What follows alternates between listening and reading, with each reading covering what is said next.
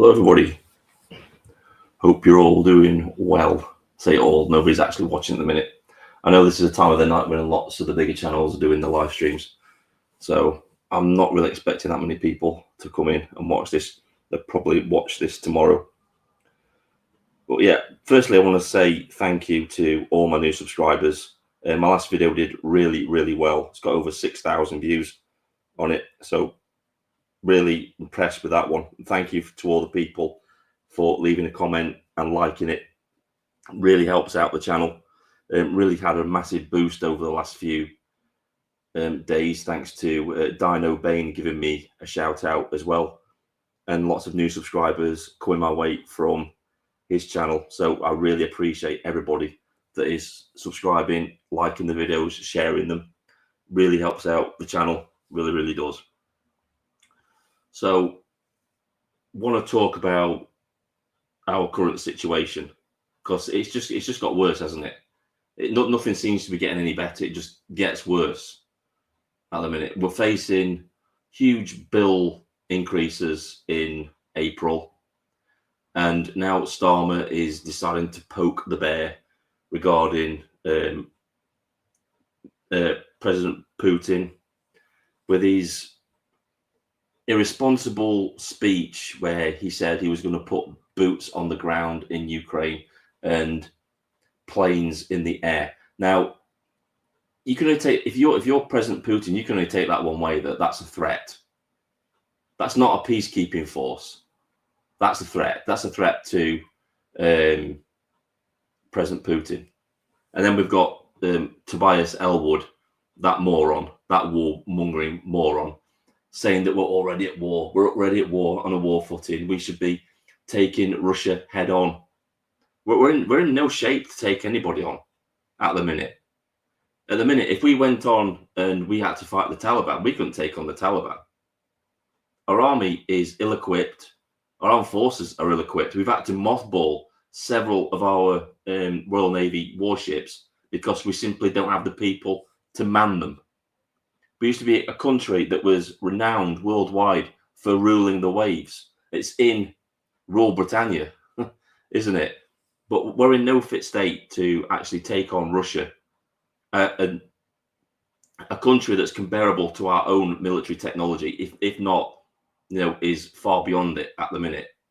I brought this up in other live streams about the hypersonic missiles and about how they can target us from Russia. We're well within striking range of those missiles here in the UK, and Keir Starmer is firmly putting a target over our heads. He'll be safe in his bunker, but your families won't. Your families will be out in the streets when these things are raining down everywhere, causing chaos.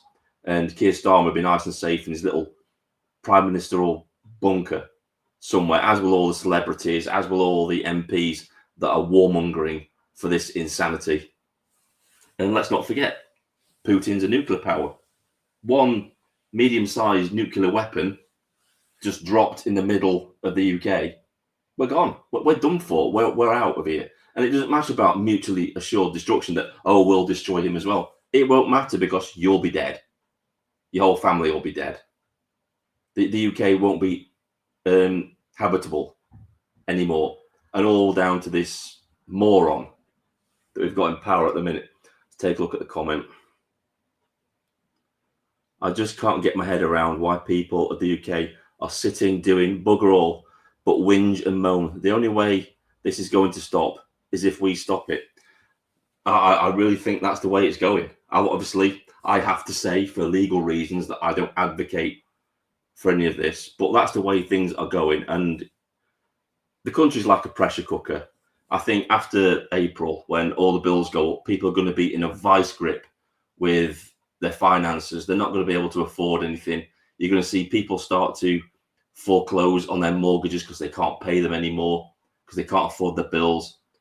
And things are going to get desperate in this country. I've said this in other live streams. This is probably the worst time we've ever been. And even after post-war Britain of the 1940s, this is the worst time to be in at the minute, because we've got a government that isn't looking after our interests at all. It's looking after foreign interests. And Zelensky, after getting his arse kicked with President Trump, what did he do? He came back to London, started arse licking Keir Starmer. Keir Starmer gave him another, 2.7 billion of our money to him to go and snort up his nose, go and launder it, go and do what he wants with that. I don't know what to make of it anymore. And then, of course, I've got something prepared here. And then, of course, we've got the normie idiots on Facebook, because the I Stand With Ukraine crowd have come out of the woodwork again. And this is one of my friends on Facebook. Obviously, I've scrubbed their name out. But this is what's doing the rounds on Facebook at the minute. Trump is an idiot.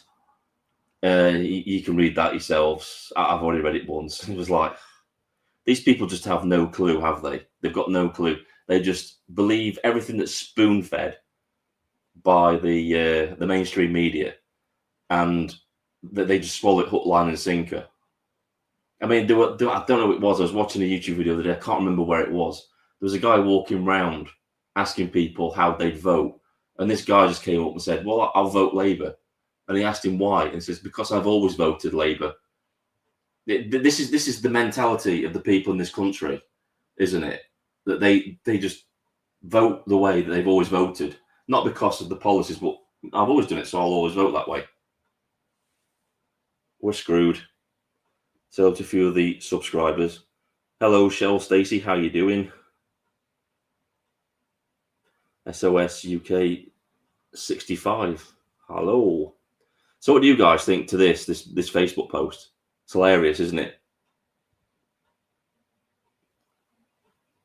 Australia are helping Ukraine. Of course they are. Of course they are. Australia's just as bad as our country regarding the socialists and the insane people that are in charge. We're screwed. We're absolutely screwed. And the thing is, right, a lot of people have been saying, and I've heard Trump say this as well, that they say, oh, well, if Putin attacks Britain, NATO will get involved. No, they won't. If you really want to look at it, right, NATO without the US, because the US will not come to our aid. If Keir Starmer puts troops on the ground in Ukraine and provokes President Putin into attacking Britain, he's not Trump is not going to help us out. He's already said that. He said the Article 5 being of NATO, being that an attack on one is an attack on all. Well, he says that won't apply, because if you go in there deliberately and provoke Russia, then that's on you, because you've provoked them. He's trying to sort out a peace deal, and we've got these people deliberately trying to provoke things again. It's crazy.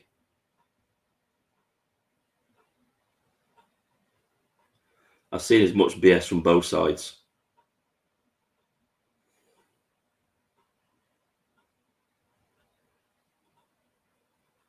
I can take a guess how many of these woke arseholes took in a Ukrainian.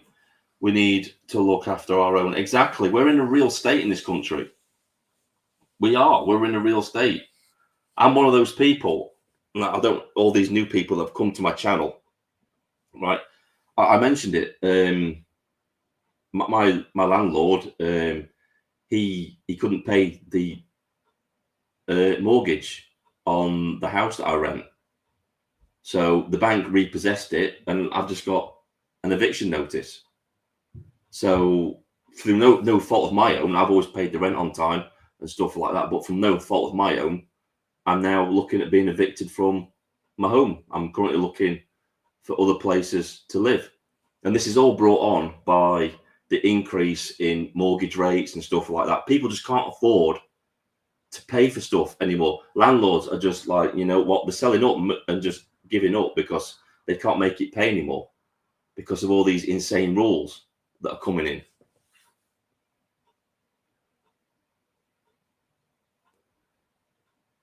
Yeah, Enoch's not a new person. He's a long time subscriber to my channel. He's been here through thick and thin. That should be it should be illegal to evict you so long as you're paying the rent. Unfortunately, we have something in this country called it's a Section 21 notice. It's a no fault eviction notice. So if the landlord wants to repossess the property and take the house back so he can use it for himself, then he can do. That's the trouble with private renting in the UK. You've got no guarantees. One day you can be all right, the next day you can get legal papers through your door saying that, yeah, you've got to move out. But we don't have enough social housing in this country to accommodate all the native people. We've had to go through the local authority homeless team, because I've got kids, to put us on a priority social housing list, because we can't afford the rents around here. The rents here are just going through the roof. And it's because of everything that's happening in the world. And it's not just me that's in this situation. There are lots of people in this situation, this country now, that they're scared. And now we've got the added bonus of Starmer stoking things up in Russia again, putting a target on the UK. And I want to make it clear, I'm not for Zelensky or Putin, that they're both nutcases. They're both morons. They're both dictators in their own right. I'm like what Trump said, I'm for my country. I'm for England. And I don't particularly want to see a bullseye over it. You've got all these, like this person here on the screen right now that I was talking about earlier. This person flag waving for the Ukraine without understanding what that actually means. It's like, it's all right, yeah, putting all these like flags in your bio. I stand with Ukraine. Well, let's see how that works out when you've got hypersonic missiles raining down in your neighborhood. Let's see if you're standing with Ukraine then. Because I said this in a tweet, and I said this on, I think it was on Dino Bain's video on this as well. You'll have people, all the I stand with Ukraine flags will disappear, and then you'll have them denying they ever supported Ukraine, just like they did with the COVID vaccine thing. Well, I never said people should get the COVID vaccine. Bollocks. Well, so look at some of the comments. Yes, £1,000 for a private landlord license. Yeah, people just giving up. They're just selling up. They're just like taking all the equity out of the properties, selling up and cutting their losses. My friend, he owns a lot of properties. He's sold them. He's got rid of them all because it's just not worth the hassle anymore. And then you've got landlords selling up that are in the private sector, which is putting pressure on local authorities with social housing, because there's not enough houses, because they've housed all these illegal immigrants. They've put them to the front of the queue. There's going to be real chaos soon. There's going to be infrastructure collapse before long in this country. The National Health Service is going to collapse. No matter how much money you throw at the National Health Service, it won't solve the problem, because it's wasteful. It's just wasteful with our money, because the managers are useless. It's not a lack of funding. It's just completely mismanaged, the National Health Service, completely. It's like everything else in this country. We're not Great Britain anymore, unfortunately. And it's sad to say that.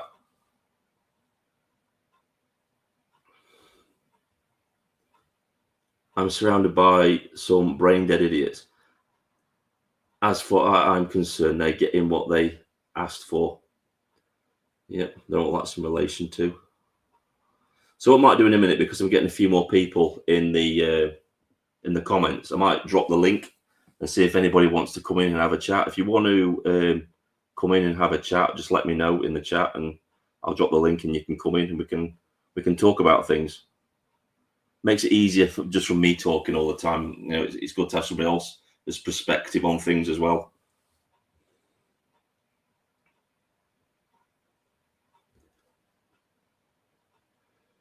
So look, I'm just looking at comments at the minute. I'm just reading the comments. You know, I'm not that poorly put. But in this war, Russia is not the guilty party. The facts squarely on NATO and the West. Yeah, exactly. Right. You can still call Putin an absolute dictator, but acknowledge the fact that he was justified in what he was doing. And there's, I think Jean Slater put something on her Twitter, which is a direct timeline, which led up to all these events actually happening. And if you look at the events, And she said it was 1991 where the West tried to install their own puppet government in Ukraine. I've said this before, right? Before this conflict kicked off, the mainstream media, the Western mainstream media, was calling the Ukraine the most corrupt country in Europe. They were. But as soon as the conflict started, all that went away. And Ukraine's a democracy. We've got to protect Ukraine sovereignty and all this rubbish. The narrative changed just like that.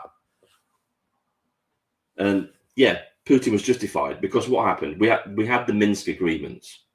The Minsk agreements ensured that I think it was the Russian-speaking Ukrainians to secure their safety, because there's always been a kind of a conflict between the Russian-speaking Ukrainians in the Donbass region and all those regions and the other Ukrainians. There's been like a split in the country. So the Minsk agreement was to protect those people. So as soon as Zelensky got in power, the first thing he did was start doing artillery strikes on these Russian-speaking areas, genociding 20,000 Ukrainians of his own people. So this went on. Russia gave him warning after warning to stop doing it. He didn't heed their warnings, and this was deliberate. This was the West provoking Russia into taking action. This is what it was all about. So President Putin announced his special operations to protect these areas, which is why he's not really gone any further. He's not gone to Kiev. He could have done. He could have stomped the Ukraine flat if he'd have wanted to, but he didn't. He stopped there to protect these regions from the shelling that was going on from Zelensky.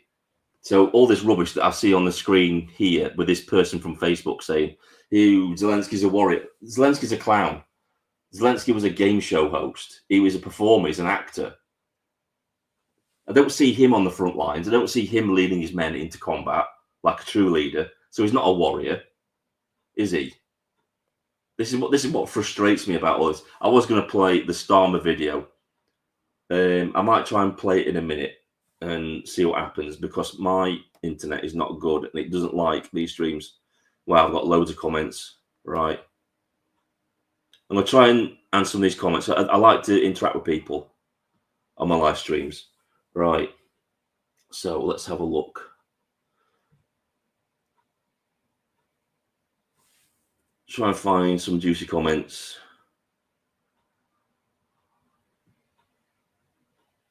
Let's have a look at this. Here's a fact. There are more foreign fighting age men in hotels than troops in the British Army. I'm sure they'll look after the women while our boys go off to meet the meat grinder. Exactly. Exactly.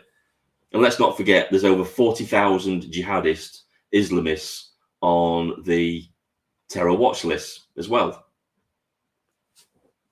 That they would just love this opportunity, wouldn't they? Knowing that, our army is off fighting in foreign lands, and then they're just open to just, do their thing.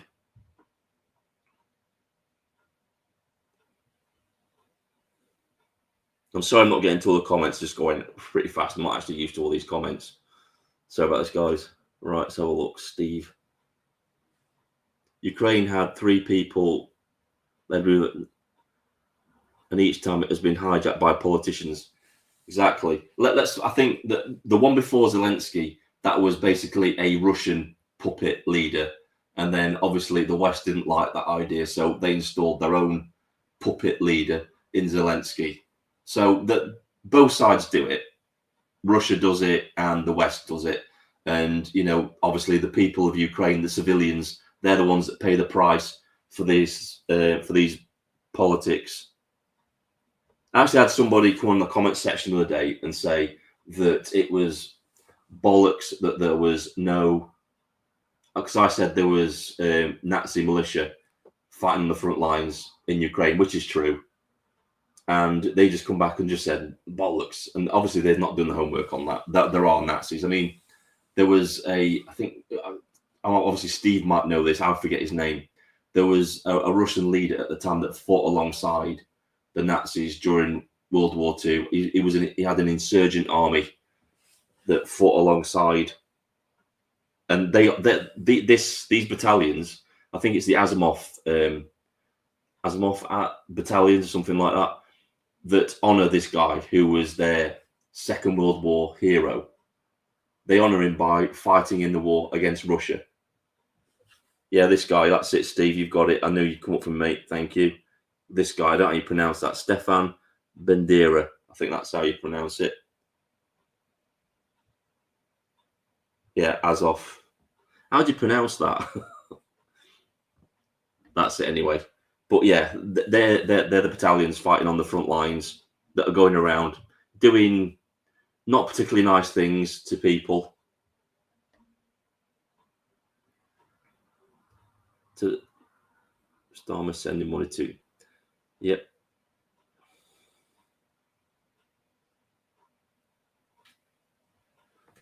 Don't forget, we was on the Russian side in World War II.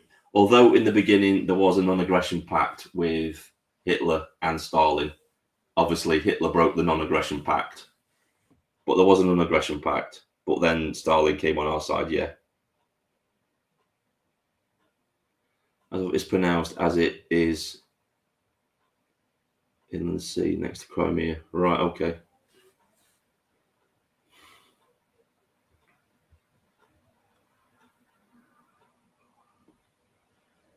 So who do you think's in charge? I mean, I think we all know who's in charge of all this. It's obviously the globalists. It's the globalist elite pushing this agenda for war, isn't it? We all know who it is. It's the World Economic Forum. It's Davos. It's all the people involved in that are pushing for this. But what are your guys' ideas about who's controlling all of this? It wasn't the Allies who won the war. It was Russia who saved the Allied forces. Yeah. And they hate Nazis. They hate Nazis with a passion, the Russians, because of what they did to. And I'm not saying that Russia wasn't guilty as well, because the Nazis raped and pillaged their way through Russia as they were heading towards Leningrad. And then the Russians did exactly the same thing on the way back towards Berlin. So both sides did exactly the same thing.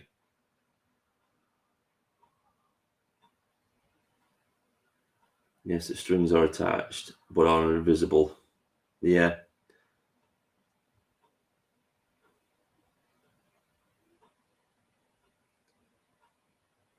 Right, I'm going to try and play this video from Starmer. I hope it plays, because I tried it earlier. I was going to do this live stream about 8:30, but I was trying the video and it just didn't like it. I'm basically on an Acer laptop with very little memory. It's not a tabletop computer. It's just a little laptop with not much memory. And when I'm streaming, it doesn't like playing videos, which is something I'm going to change eventually. I'm looking at getting a streaming laptop for this sort of stuff, because I do like doing the live streams. I like doing the live streams more than the videos sometimes. Right, we'll try and play this. If it starts buffering and stuff like that, I'll just stop it. Just let me know if it plays all right.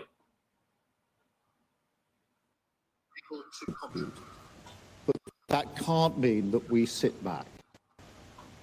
Instead, those willing will intensify planning now with real urgency. The UK is prepared to back this with boots on the ground and planes in the air, together with others. Europe must do the heavy lifting. But to support peace in our continent and to succeed, this effort must have strong US backing. We're working. See, this is what makes me laugh when he said that.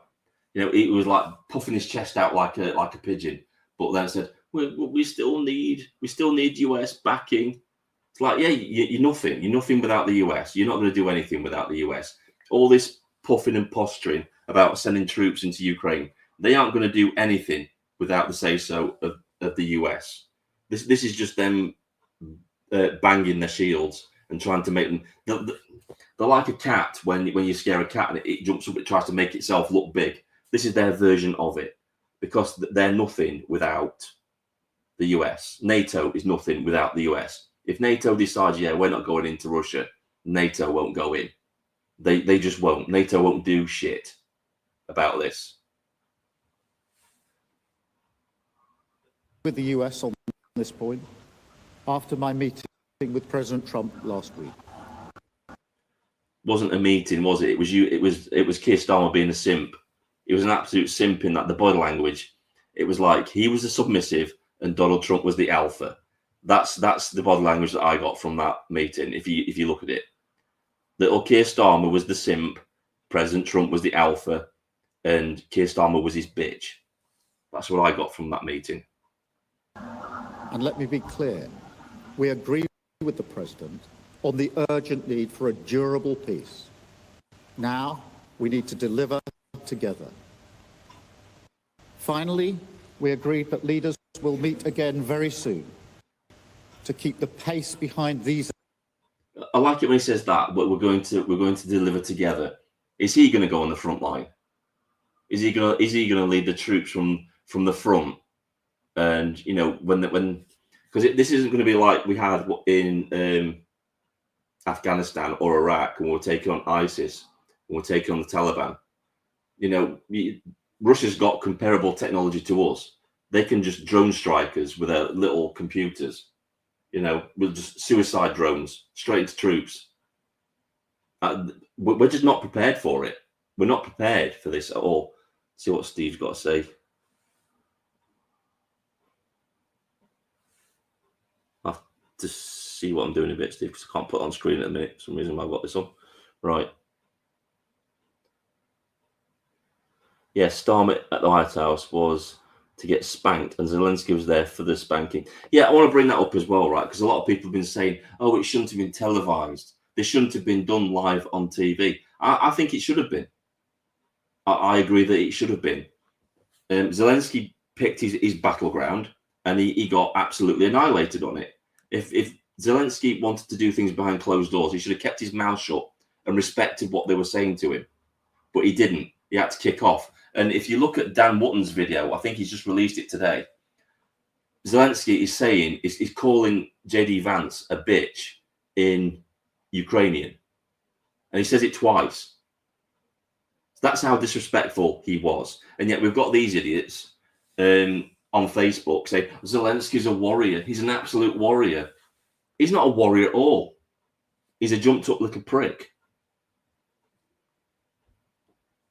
Actions and to keep working towards this shared plan.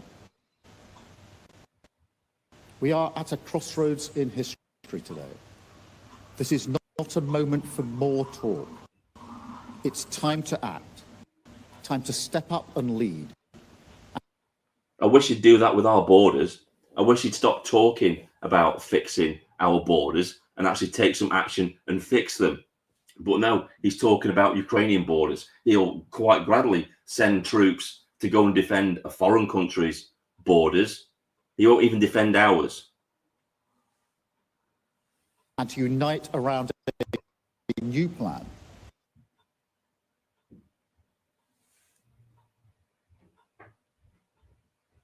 Is it playing all right? I think we've... I think that was it. That's the video. Yeah, it's just buffering. Can't play all that. And then we've got idiots like this. And there's lots of people like this. Is one of my supposed friends on Facebook. I've like blocked her on Facebook now. She's gone. But putting crap like this on Facebook in support of Zelensky, it just proves how ignorant people are and how much. Sorry about that. I'm going to have a drink. My mouth's really dry. But it just shows how stupid people are, the normies. It's the normies that are going to get us killed. They don't realise yet. They don't realise what we're taking on. We don't have an air force that can defend our skies. We don't have anything that can deal with Putin's hypersonic missiles. Our navy is not what it used to be. I think we've got 3 or 4 of our battleships in mothballs because we just simply can't man them. We just don't have enough of our armed forces to have an effective navy anymore. I think the last time I looked, our actual army was tiny. It was, I think it's 72,000 troops. And don't forget, that's not just 72,000 troops we have in the UK now. They're all over the world doing different roles. So we don't really have an effective force to go into Ukraine anyway. I mean, Starmer says they're going to be peacekeepers, but there's no peace yet. There's no peace deal. There's nothing there. It's like what J.D. Vance was saying. Before we talk about putting troops on the ground, peacekeeping forces, we need to get to the table and discuss the peace. There's no point putting troops on the ground first, because then Putin won't come to the table, will he? I mean, he's already said that he won't accept any NATO troops on the ground in Ukraine. So where do we go from here? It's crazy. Right, so look at some of the comments. Right, what I'm going to do, I'm actually going to see if anybody wants to come in and have a chat about this, because I'm talking way too much. So I'll drop the link in the chat. If you want to come in and have a chat, you can do. It'll make it more interesting. Right, I'm just going to drop the link in the chat. If you want to come and have a chat, come and have a chat.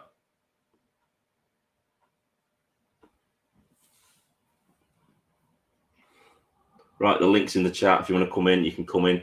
We can have a discussion about the state of the country and what's going on. Just keep it civil.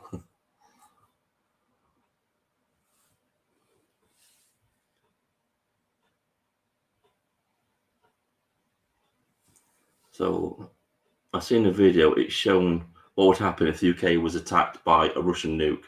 The whole UK would be damaged, but the wind would carry out to be towards Russia.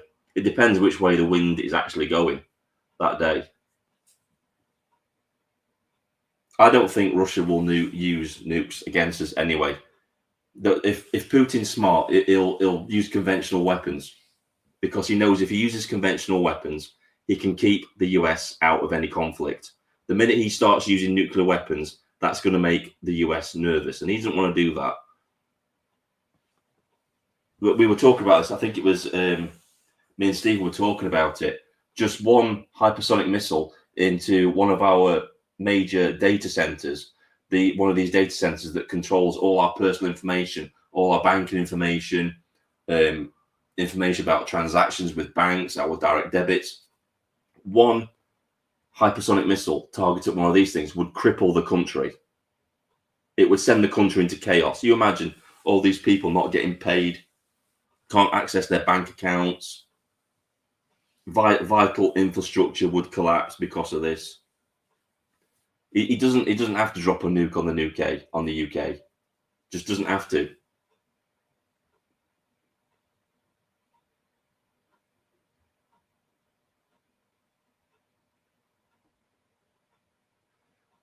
Yeah, Defo, SOS, and Leslie had blade training. What's about? Right. See if I can. I'm gonna go back through the comments and have a look. So nobody wants to come in yet, I'm guessing. I've dropped the link in the chat. If you want to come in, you're quite welcome to come in and have a chat if you've got that capability. Right, let's have a look. Zelensky called J.D. Vance to his face in Ilvos. He was intentionally insulting Trump and Vance, and by extension, the USA. Exactly. And this is why I said that it was quite right for it to be televised, because the people of the United States needed to know that the president and the vice president had their back, that they weren't going to take an insult like that. And they showed that. And they both showed that they had each other's back. Zelensky was disrespecting President Trump, and then J.D. Vance stepped in and pulled him up about it. Said, look, you don't disrespect the president. He's trying to help you out. Listen to him. And showing that on TV tells the people, yeah, we can trust these. They've got our back. They look after the US, and they're going to look after our interests. That's what that does. But I've seen it again on the Lotus Eaters podcast, where they were saying, oh, no, you can't do this on TV and stuff like that. But yeah, it's done every day. They do it every day in Parliament. We see the back and forth that take place in there, yeah, there's some kind of like civil discourse, but they're shouting at each other, having a go at each other all the time. I don't see what the difference is. I want to see my leaders stand up to people like that. It gives you faith. Oh, we've got somebody coming in. Okay. Hello. Hey, what's up? How you doing? Good to hear from you, Enoch. Good to see you coming on the Yeah, live. I've got the sound coming out through both YouTube and studio. So you're not echoing or anything. There's no echo or anything, so you're all right on my end.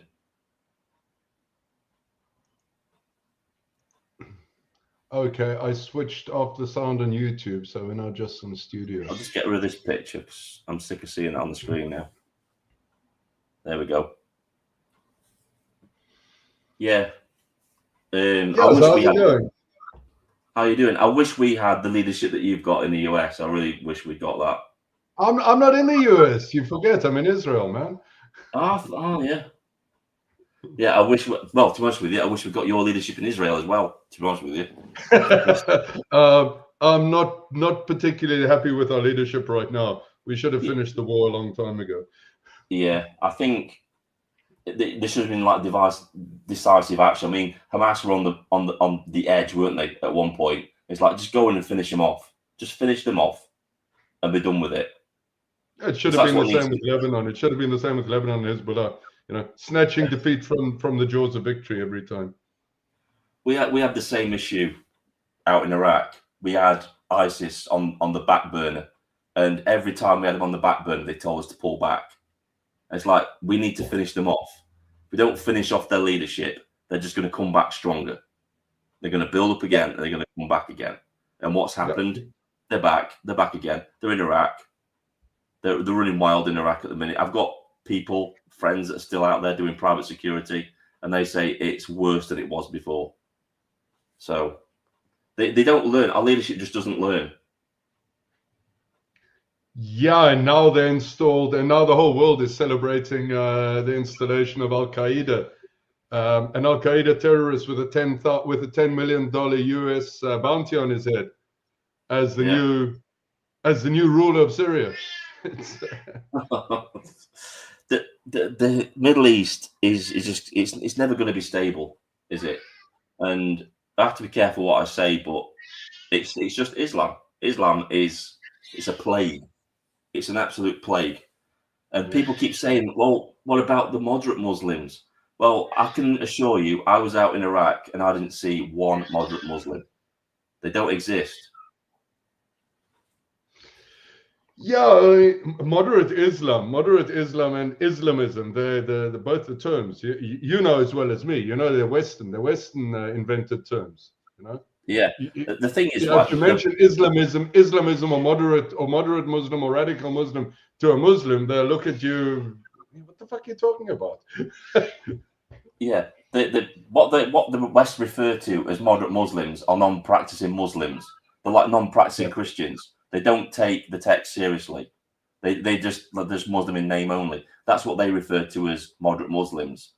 Whereas people that the Muslims are actually practicing, that they believe that text 100%. They have to, because to them it's the word of God. It can't be challenged. That's why we have all this stuff in this country when people burn a Quran. That's why people get murdered over it. Yep.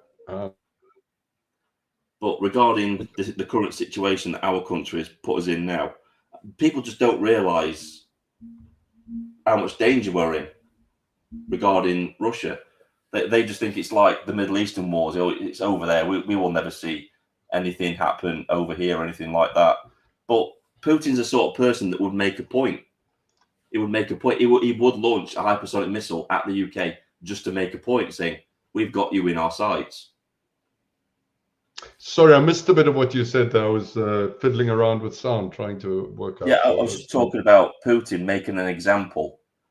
I don't think he would hit the UK directly, but he might hit one of something of interest to the UK, just to make a point. about it. Yeah, I agree. Maybe the oil fields in the North Sea or something like that. Yeah.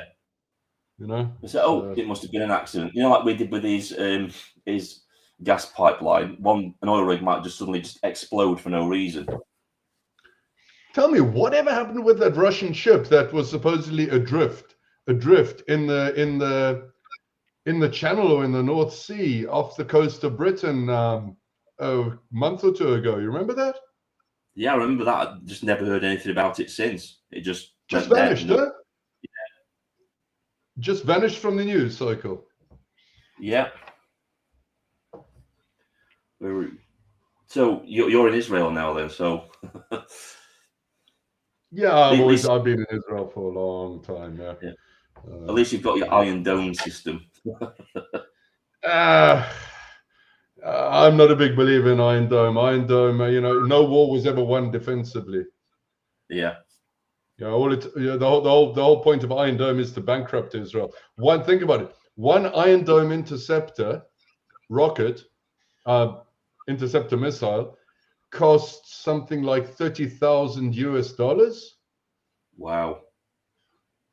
Yeah, to take down a rocket, which costs like around 1,000, a pipe, a Katusha or something, costs around $1,000. Wow. And of course, it's not sustainable. It's not feasible. The only people that are rubbing their hands in all this are the arms sellers, which is why they want us to go to war with Russia, isn't it? It's like with the wars in the Middle East are wrapping up. I mean, Afghanistan and Iraq, they more or less pulled out of there now. They're not interested in those wars anymore. It's moving on to Russia now, with the forever war in Russia, isn't it? That we're moving on to. And I agree with President Trump.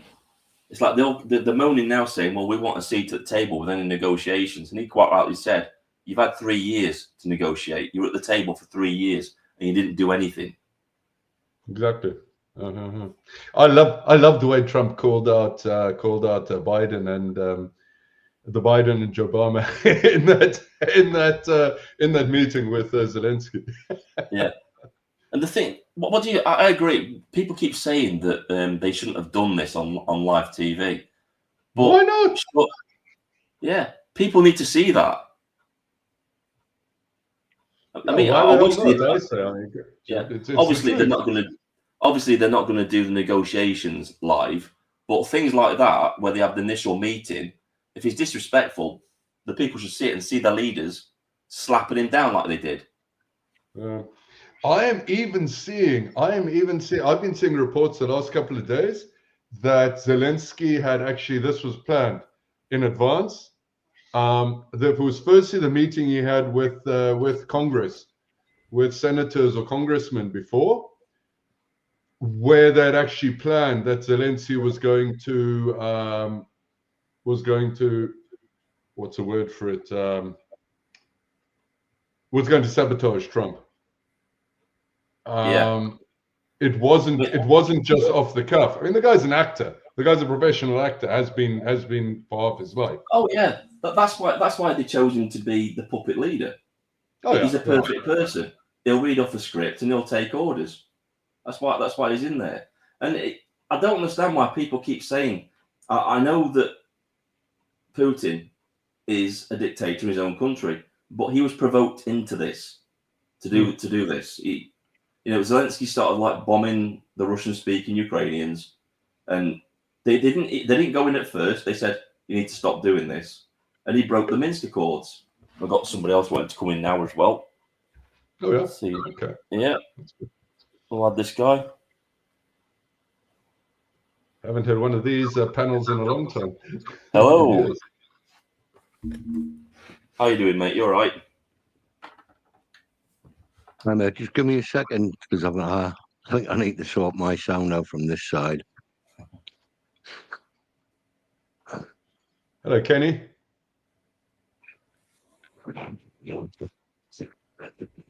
Yeah, I have similar issues. Yeah, it always takes a minute or two to get things settled when you go live. Well, I haven't been live in years. I kind of went after all the shit before COVID. the shitstorm in the whole British movement, in the British Patriot movement online. You'd remember this, Vin, you know, all the drama. Well, it divided everybody. Absolutely Exactly. divided everybody. All the people that were open, that were like completely saying that the mainstream media was biased when they were talking about Brexit, all of a sudden they were like, oh yeah, everything the mainstream media says is true according to COVID. They weren't using the common sense. And it's like, well, you've just said that Brexit, they were biased on Brexit, so why are you now saying that we should trust them on this that we're now talking it's about? It's a bit like what's going on now. It's kind of like a script. It's kind of almost scripted. Now that Trump has won, a lot of people who have supposedly been on his side all along are now coming out and criticizing everything he's doing. It's controlled opposition game. Did you see Paul Joseph Watson's video where he showed all the European leaders speaking in unison? Like they were talking from a script. Yep. Every single tweet was the same. Oh yes, I saw that. Yeah. It's like they're not even hiding it, are they? It's Mockingbird Media, Project Mockingbird, CIA. Yeah. Lockstep. They're all in lockstep together. Yep. It's the same thing happened with COVID in that time when they were. It just annoys me. I don't understand how people function. They fall for it every single time. Mm-hmm. Yeah, but I mean that was all engineered through Twitter with 142 character posts. You know, it's reduced the attention span of the average human being to 142 characters. You know. So Kenny, what do you want to say on this situation? Sorry, mate, can you hear me okay? Yeah. That's good. I had a few problems getting my sound sorted from this end. I think there's so much I want to say, and you know, it's just unbelievable what's happening in this country at the minute. Aside from what's happening in the world, you know, how the hell it's got to this point is beyond me, you know. And the fact that they just seem to be purposely destroying every move they make, the Labour Party, since they've been in. There's not one thing they've done that benefits the British people. Exactly. It's like a managed decline. I mean, the Tories were doing the same thing before Labour got into power. They were just doing it at a slower rate. As soon as Labour got into power, it was all accelerated program, destroy the country. Yeah, wasn't it? It's just blatantly obvious, isn't it, that it's all by design by this government. Yeah, and I made a video about it the other day. Sorry. Yeah, go on. Yeah, go on, Yop. Yeah, it doesn't really matter who's in power. I mean, I'm seeing this is, you know, it takes so long to realize this, and I mean, it comes in stages. It's not like you didn't know it was happening, but you just see more and more evidence of it all the time. That it doesn't matter which side's in power; it's uniparty. Yep. That Overton window of the acceptable political dialogue has been narrowed down to such a narrow window that the only way you can actually be in power is to stay within that window.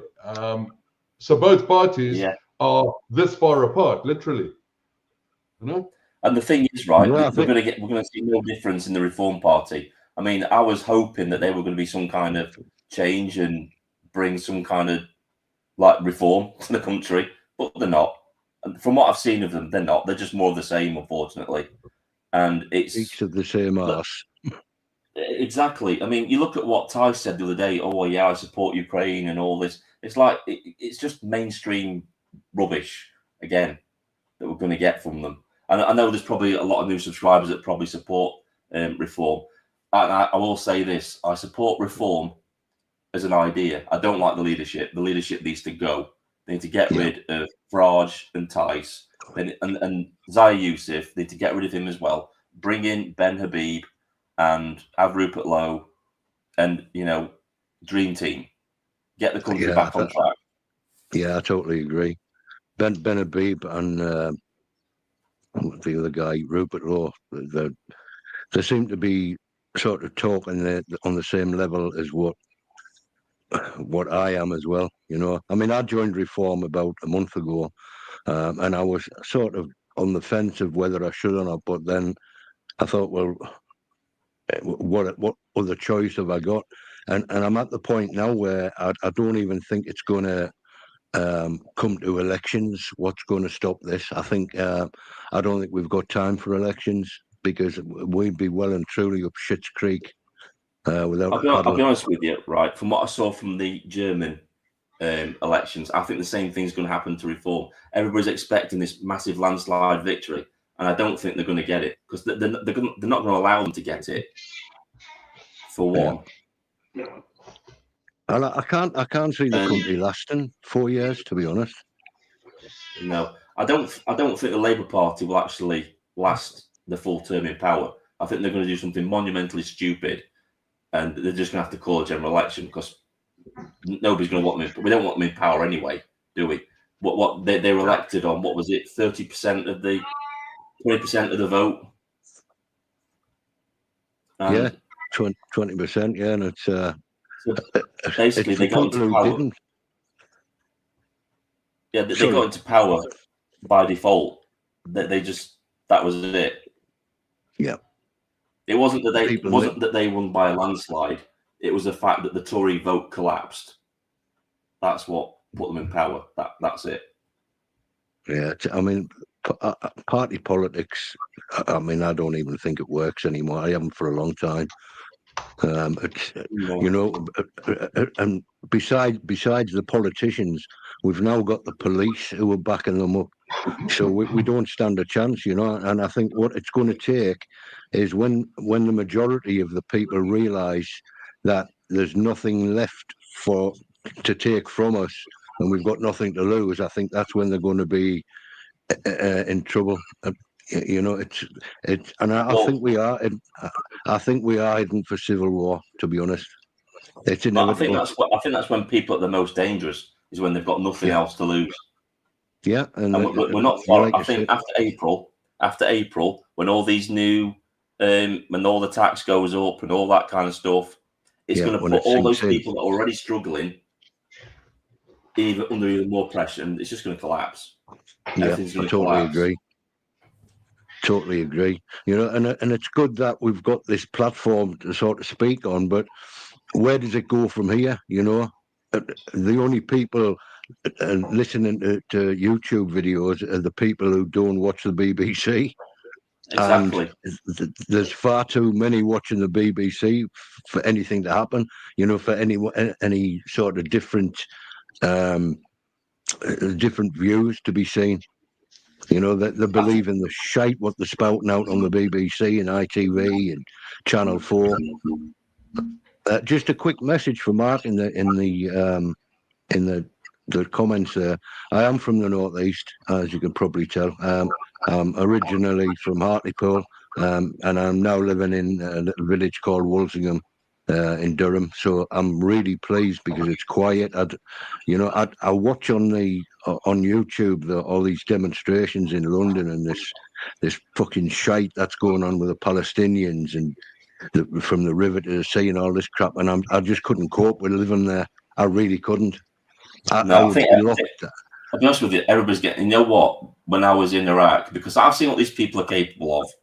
You know, they're basically Hamas. They're Hamas supporters. They're ISIS. Yeah, they're the same thing.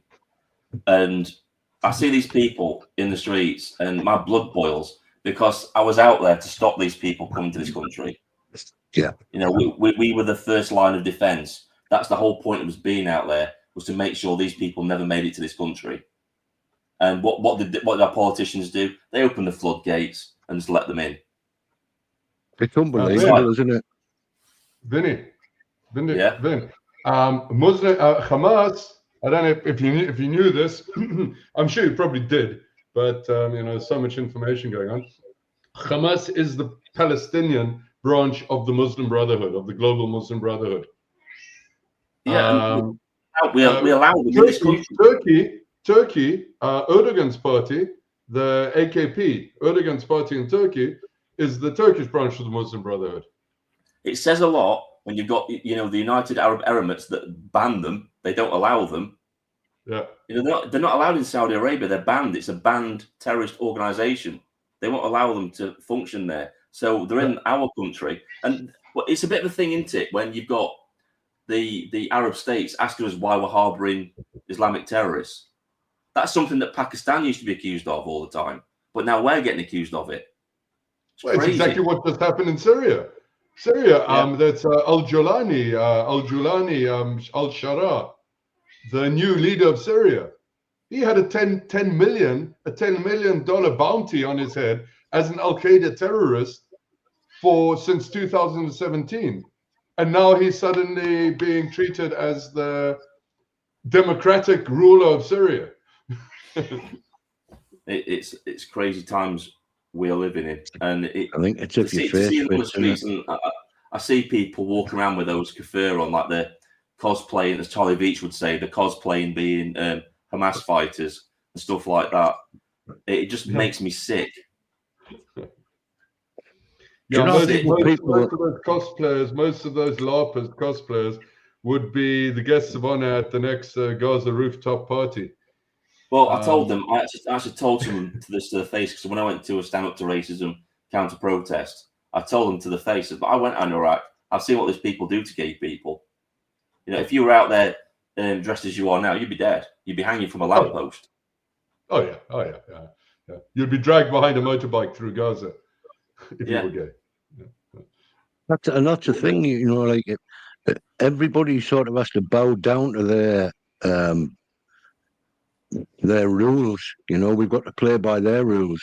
We've got to adapt to their religion, to their needs of wanting to disrupt our country. But when we do it, we're arrested, and there's something that's wrong, isn't it? It's wrong in every sense of the word. Yeah.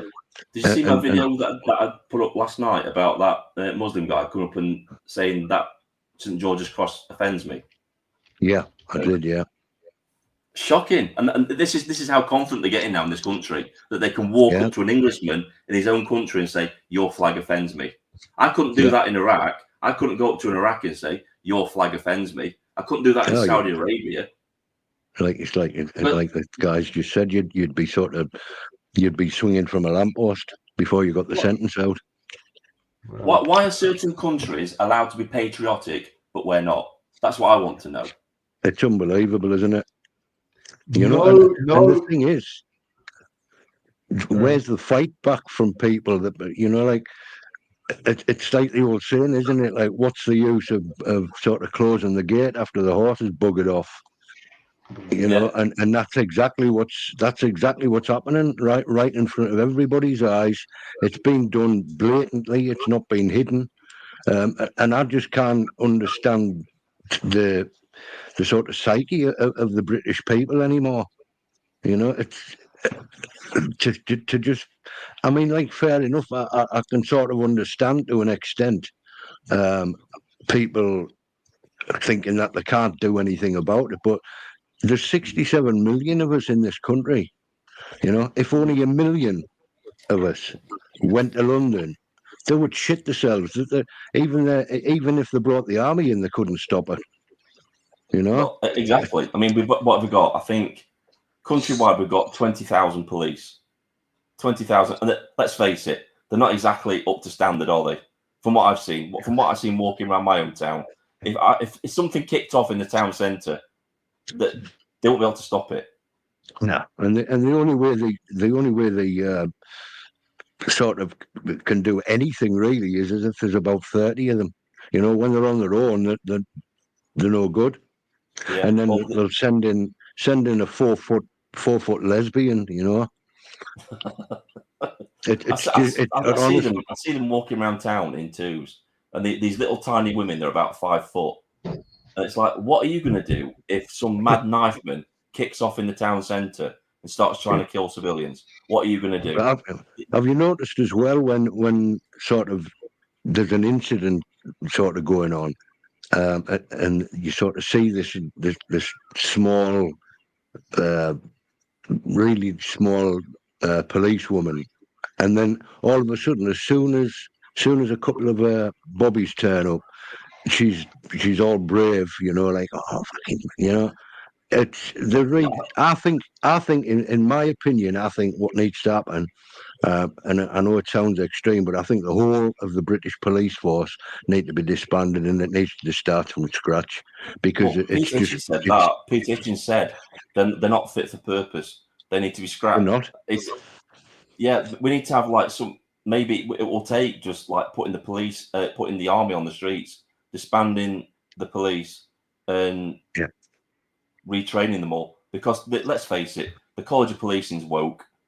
To be honest with you, the army's woke now as well. I've had lots of friends that were in the army. They said we've left because they were having posters put up in their barracks, warnings of far right extremism, and they had pictures of the British flag and the Union flag and the St George's Cross. These were signs of right wing extremism. It's like you're the British army. These things are on your uniform. Jesus, we've got no chance, have we? No. I think we'd flogging a dead horse, as they say. Did you guys see Did you guys?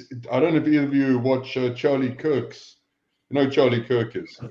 Yeah, no, Charlie Kirk is, yeah. Charlie Kirk. He does the campus, the university campus. Yeah. What do you call it? Ask Me Anything. Discussions with students. Yeah, that's it. Yeah. Well, he started doing them again, and it's fascinating. I love those. He did one with a couple of days ago with a Palestinian Muslim American Muslim Palestinian. The guy speaks with a pure American accent. He's obviously born there and grew up there. He stood there, talking about Gaza and Israel. The guy stood there and said, yeah, well, Israel and the West and the world just need to surrender to Islam, and then Islam will be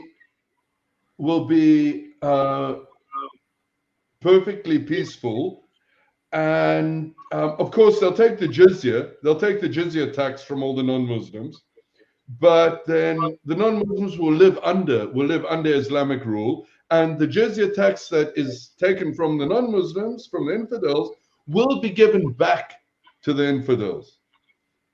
And the guy stood there and said this to Charlie Kirk with a straight face. The thing is, right, that they're actually telling us what they're going to do. Are you fucking serious? They're telling us what they're going to do. They're not too blatant about it. It's like you said earlier, the confidence in them now is just gobsmacking, isn't it? Me personally, I know what I'd like to do with them. I really would. I'd like to go Genghis Khan on them. Yeah, Genghis Khan treated the Muslims. We can only hope. The thing is, right, I noticed when I was out in Iraq that they're nicest pie to your face. That they're the most. They're dormant until you start questioning what they believe, and there's like a switch flicked in the head, and they immediately turn violent. They turn aggressive. The minute you start questioning their beliefs and what they do, that's when that switch is flipped. And we were talking about this earlier, weren't we, Enoch, about this myth about there being moderate Muslims. There are no moderate Muslims. They don't exist. Yeah. What the West calls moderate Muslims are actually non-practicing Muslims. It's like when you have non-practicing Christians, people that celebrate Christmas but don't actually go to church. And it's the same with Muslims. You've got them, they probably celebrate Ramadan, but they don't go to mosques. They're what we would call the moderate Muslims, but they stay quiet. They don't get involved because they know if they speak up, they're going to get a brick through the window or a petrol bomb. So they don't say anything. Yeah. Back before the before the riots started, I'm talking about 2014, 15. I used to have I used to have a calf in Hartlepool, and I knew back then. I knew back then that the tensions between the local community, it was going to shit was going to hit the fan one day. I mean, I was right amongst them. It was in a street called Murray Street, and it was actually it was actually rioting in that street because I was watching it. And I knew back then in 2014 that something like this was going to happen. And there was salam centres popping up. You know, like if we wanted to, we couldn't open an English or a British or a white community centre, could we? You know, It's funny you say 2014. 2014 is the year that the color revolution was done in Ukraine in Maidan as well. Yeah, I think a lot started back then, you know. But I could actually see it coming back then. I knew it. You could feel the tension just by what people were coming into the cafe and talking about. Like the English people, they were saying like it's fucking overrun with Muslims. You know, they were making Asian community centres, the Salam Centre. Then the mosque was built years ago. Peace, salam, peace. Yeah, that being the operative. It's just propaganda, that, isn't it? That when they say, "Oh, it's the religion of peace," yeah, but where's the examples of it? Where's the examples of it being a religion of peace and being tolerant? Look at that school in Baitley, where he's been in hiding for, is it 3 years now? Because of the local Muslims that are just going to kill him if he ever goes back. Oh yeah, is that the teacher you're talking about? Or yeah, the teacher, yeah. I mean, Tommy Robinson brought that one up, didn't he? He brought that up. He said that the local imam basically bussed in a load of Muslims to the area to cause chaos. They all stick together. It's one big network, and they don't really. I mean, I don't know what's happening in this country. I can't say it's happening in this country, but when we were looking for intelligence on insurgents, we knew it was being passed around through the mosques in the area. They're intelligence centres. This is what they do. I mean, we saw it in the riots where the police officer was saying, "Take your weapons back to the mosque." Yeah, I was just going to say that actually. That was shocking, wasn't it? Yeah. You know, like it would be interesting to see, because I bet there's quite an arsenal in these mosques if you have a look inside. Yeah, but our police officer too busy going in there and praying, trying to be virtual signaling to notice what's actually under their nose. Yeah, well, look at the guy who was arrested for burning the Quran in Manchester. There was two Muslim police officers just happened to be waiting in a police car right next to him. Yeah, that was totally set up. That was totally set up. The guy that went up and was acting offended, he was sent there purposely because they had an operation waiting for him. They didn't even check. They didn't even investigate anything. They didn't even look at both sides of the story like they're supposed to do. Yeah. They just arrested him straight away. Arrested him. Yeah, that was wrong. I mean, it stood out like a sore thumb that it was a setup. I actually said that at the time, you know. Plus the fact that there was just happened to be cameras there, you know. Yeah, it's like, well, why didn't you check his phone? Why didn't you check the footage that he did? Yeah, I don't believe in hate crime laws anyway. I don't think. We've got laws already for that sort of thing, for malicious communications and that sort of thing. There shouldn't be hate crime laws or anything like that. We need. I keep saying this, but people don't listen. We need a written constitution like the United States. Hate crime and hate speech are not a thing. We have every country has laws which cover everything that is supposedly under hate crime and hate speech. Exactly. They don't need their own laws. Yeah. This is another thing that makes me weary about reform, because they don't say anything about these sort of things. They don't say what they're going to do about this. Are they going to repeal the 2010 Equalities Act, which is basically it's just blasphemy laws? That's what it is. That's what it's used for. It doesn't help any of us when we get into trouble. There's nothing being done to help us. I mean, we're not allowed. I've got PTSD. And when I was going to supermarkets during COVID, under the 2010 Equalities Act that covers hidden and conditions and that sort of thing, I was exempt from wearing a mask in any shops or anything like that. But it conveniently didn't apply to me, which it's obvious what it's there for. It's a backdoor blasphemy law to protect certain demographics and certain groups of people. That's all it does. It needs to be repealed. Once these laws are brought in, you know, and I don't think a lot of people don't realise is that every little inch of freedom what they take away, whether that's speech or what you want to do or what you want to talk about, once that's taken away, it's very hard to get back. In fact, it's probably impossible to get back. Well, look what's happened in the past.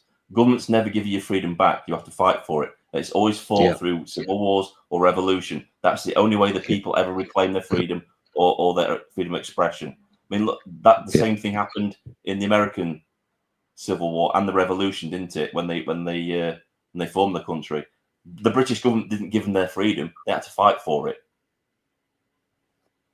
I'm just busy watching.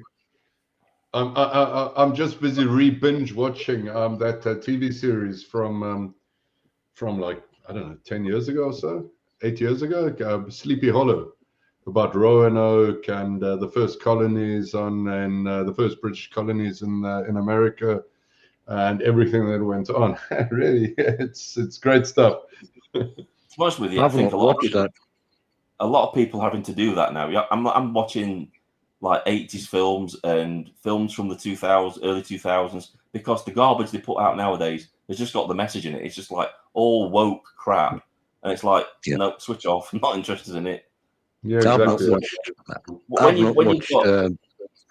you've got 5 foot nothing women beating up supposedly special forces men, it's like, no, I'm out. It's like, no, that would never happen. Oh, look, I mean, I sit and I watch the live streams. Sorry, Ben, interrupting you.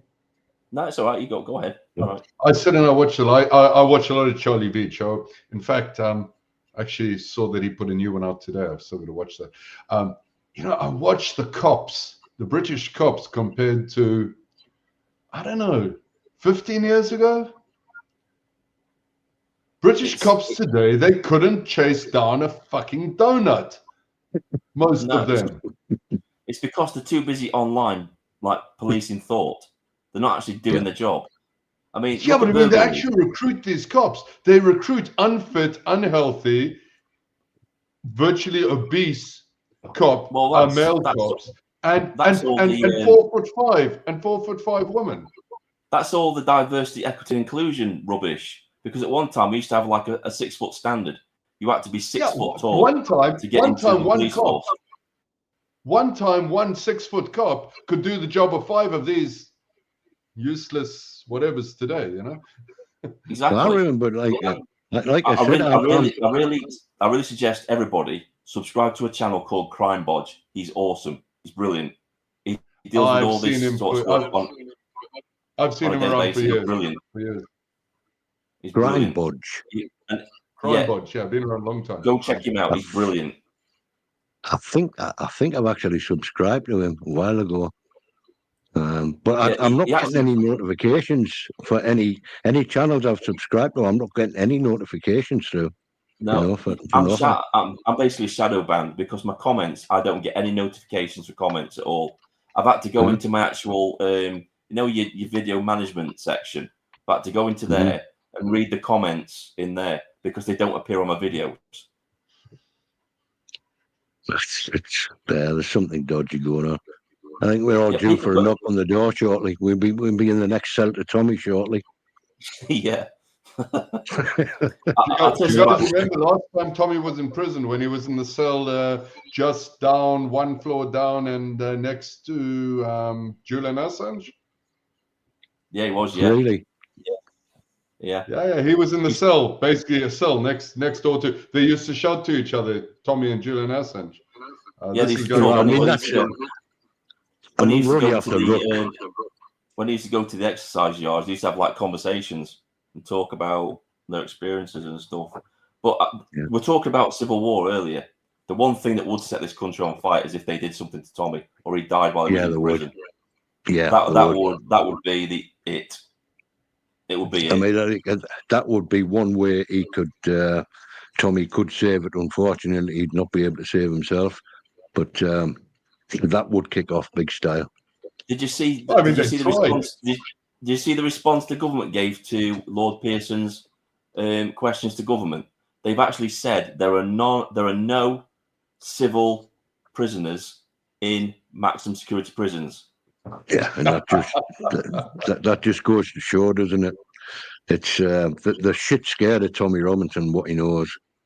You know, Well, it's like somebody said the other day on a live that they're scared of him because like Tommy can literally at the snap of a finger out of sort of 5,000-6,000 people in London at the drop of a hat. You it's know, more than that, really, isn't it? His live streams. He's getting 250,000 people onto his live streams. yeah, And they're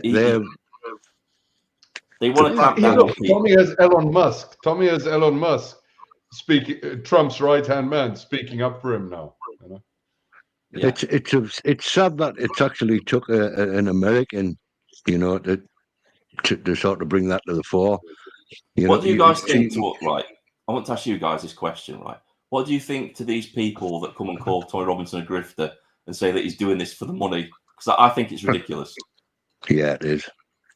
You could tell by Tommy. You only have to sort of see. You can see the passion in him. You know, he's not money is nothing to him. The reason he's in prison now is because of what he believes in. You know, he could have quite easily stayed where he was. He could have quite easily shut his mouth, but he chose not to. Well, you know, so I had to make some videos when I saw the interview that Charlie Peters had on trigonometry, because he was basically saying that Tommy Robinson wasn't a real journalist and that, he didn't know what he was doing. What is a real journalist? What, a government authorization? Yeah. Anybody can be a journalist. Anybody can literally be a journalist. Yeah, Hugh Edwards. It helps if you're a pedophile as well. You get on better. But I spotted this about 2 years ago. I knew GB News because they were doing it then. They were trying to erase Tommy from the narrative about grooming gangs. They were trying to insert themselves as the ones that had broke the story, that it was them that was doing it. And I saw it then. And then with Charlie Peters coming along, he's doing exactly the same. He's standing on the shoulder of giants and taking the glory for himself. If Charlie Peters was put through as much persecution as Tommy Robinson, he would fold like a piece of paper. He wouldn't last 5 seconds in a prison cell. He wouldn't. No. And he wouldn't even go that far. Tommy, in my eyes, it's not so much he's a hero, but he's a spokesman for. He's just the greatest advocate you could get for exposing the shit what's going on in this country. The biggest mistake Farage made was not siding with Tommy, was not standing side by side with him. That's the biggest mistake he's made. That's put a lot of people off him, you know. Okay, Vin, you asked too. I think Tommy's a grifter. I've been following Tommy, supporting. When Tommy came along, he started talking. He was suddenly probably around 2010, 11, or when the ADL was in its kind of early days, with the EDL, not the ADL, the EDL, English Defence League. It's all that rubbish as well about the EDL being far right. It was never far right. If you look at their banners back in the day, if you look back at the banners back in the day, it was black and white unite all the time. Hey, the video of burning the swastika, burning the Nazi flag. Yeah, exactly. There were black guys and white guys, everyone together. Yeah. It's like, I mean, why are you calling him far right when he's going up himself? Tommy Robinson's probably punched more Nazis than the far left lunatics. Yeah. But so I've been following Tommy going back to early 2010s. For me, it was like, because I'd been aware of this stuff long before, it was like, wow, hey, unbelievable. Finally, someone is bringing this mainstream prominent. And okay, since then, I've had my differences. There's been something. Yeah, I didn't appreciate when he started getting too close to Britain First and Paul Golding. Yeah, they're a little bit too close to Mark Collett, etc., and Patriotic Alternative. But no, I Tommy. can tell you some stories about the women's have had with those guys. Oh God! You know my previous channel, the Vindicator channel, that got taken down. I remember that channel. Yeah. Yeah, that got taken down by Laura Towler and the gang. I remember that. Yeah, I remember when that channel got taken down. Yeah. Yeah. You guys familiar with a channel? What I think they call him Warmonger. He's sort of really he's really good at he's like an MBE, and he was in the Labour Party, and he's sort of exposing all these people. He's got a cracking channel. Warmonger, they call the guy.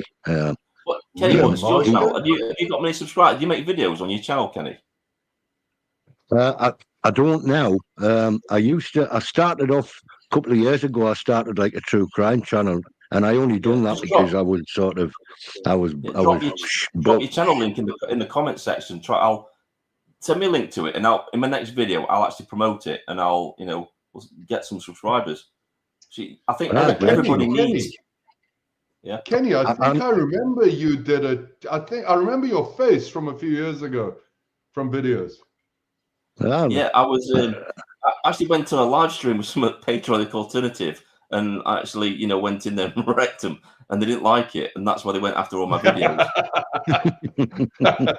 I'm sure they didn't like it. Well, I mean, this is the whole thing. This is one of the reasons that I got pissed off with Tommy a few years ago, was because you remember when Paul Golding got arrested with his girlfriend, Ashley Simon, coming back into England under terrorism charges.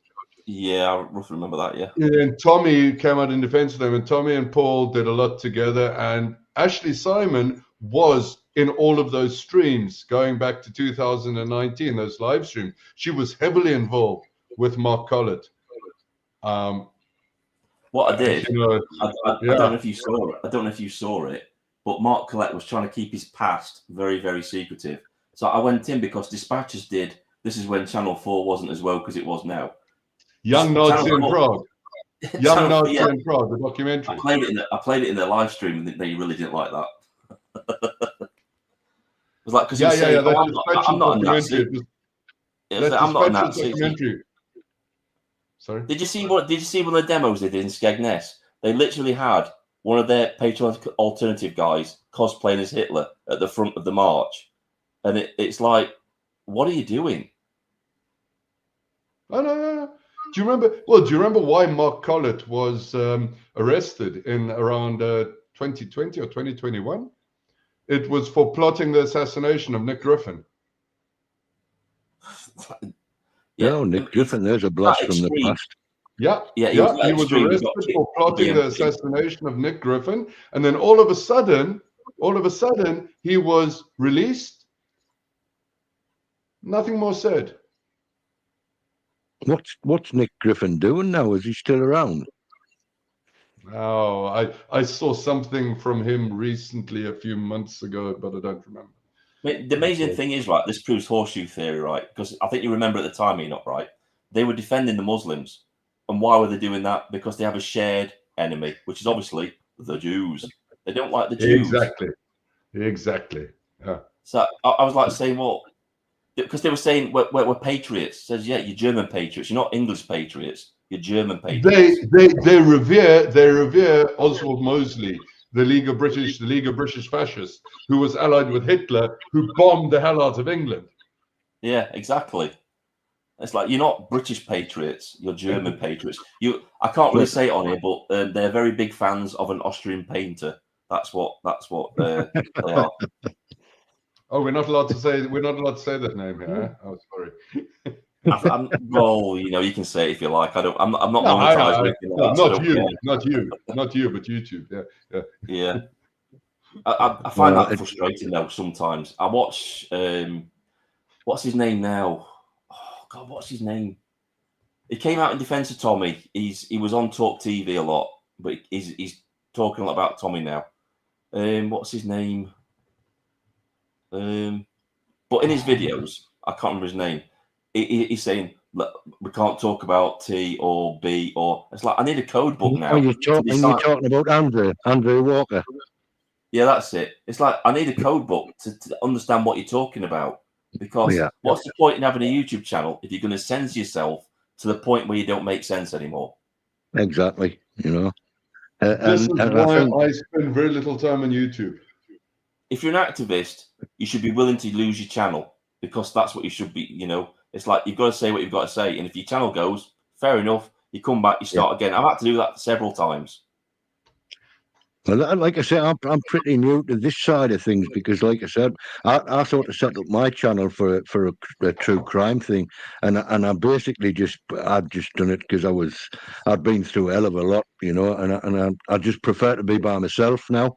Um, I try not to venture out and mingle with people anymore. I lost my sister sort of last year, and that sort of devastated me. So I just needed. It was pretty traumatic. But like I said, I just needed to keep my mind occupied doing anything. You know, I tried anything. I tried my hand at painting. I bought myself Amazon loved me from the last few years. You know, I've bought that much shite from Amazon, and then got bored with it the day after. Because that's just me. But I just, like I said, I just need. You've got to do whatever brings peace to your mind. You've got to do whatever you got to do. Just to, yeah. I mean, like I've suffered from depression for quite a while, and all this crap going on now, it sort of bringing it to the fore. You know, it brings everything to the front of your mind again. You sort of feel that dark cloud sort of flying above your head again, and I just sort of need to keep myself busy. I mean, my sleep pattern is all over the place, but I've sort of been sort of tuning into all these channels like yourself, and it's just got me right into it, really. Yeah. Start making videos because I'll definitely promote your stuff, mate. I'll give you a shout out and stuff like that. In fact, post your link into the chat, and when this video is done, I'll put your link into the channel description so people can go sub to you. Okay, man, I'll do that. Yeah. If I can find out, I've not been on here for a while, so I've sort of forgot how to use it really. But at the time, I was like I said, I made quite a few videos on true crime. I even made one with my sis, you know, like a tribute video. I was just sort of getting into the editing side of things to keep my mind busy, and I was getting quite good at the editing. What's the name of your channel? It's called Crime Watch with Kenny, like with a K. Crime Watch with Kenny. Right, okay. Yeah. Just promote yourself. Like give yourself a bit of promotion now, mate. Well, the thing is, I did want to sort of break away from the true crime, and I wanted to sort of just keep it on, like basically like a channel like yourself now. And another one of the reasons I was sort of quite embarrassed because like I cannot get a dentist for love nor money, and then like I think I've got about two teeth left in my fucking head. So I'm quite embarrassed about it. But like I said, like I need to do something. You know, I need to keep my head busy because if I don't, I'll fuck up. I know I will. Right.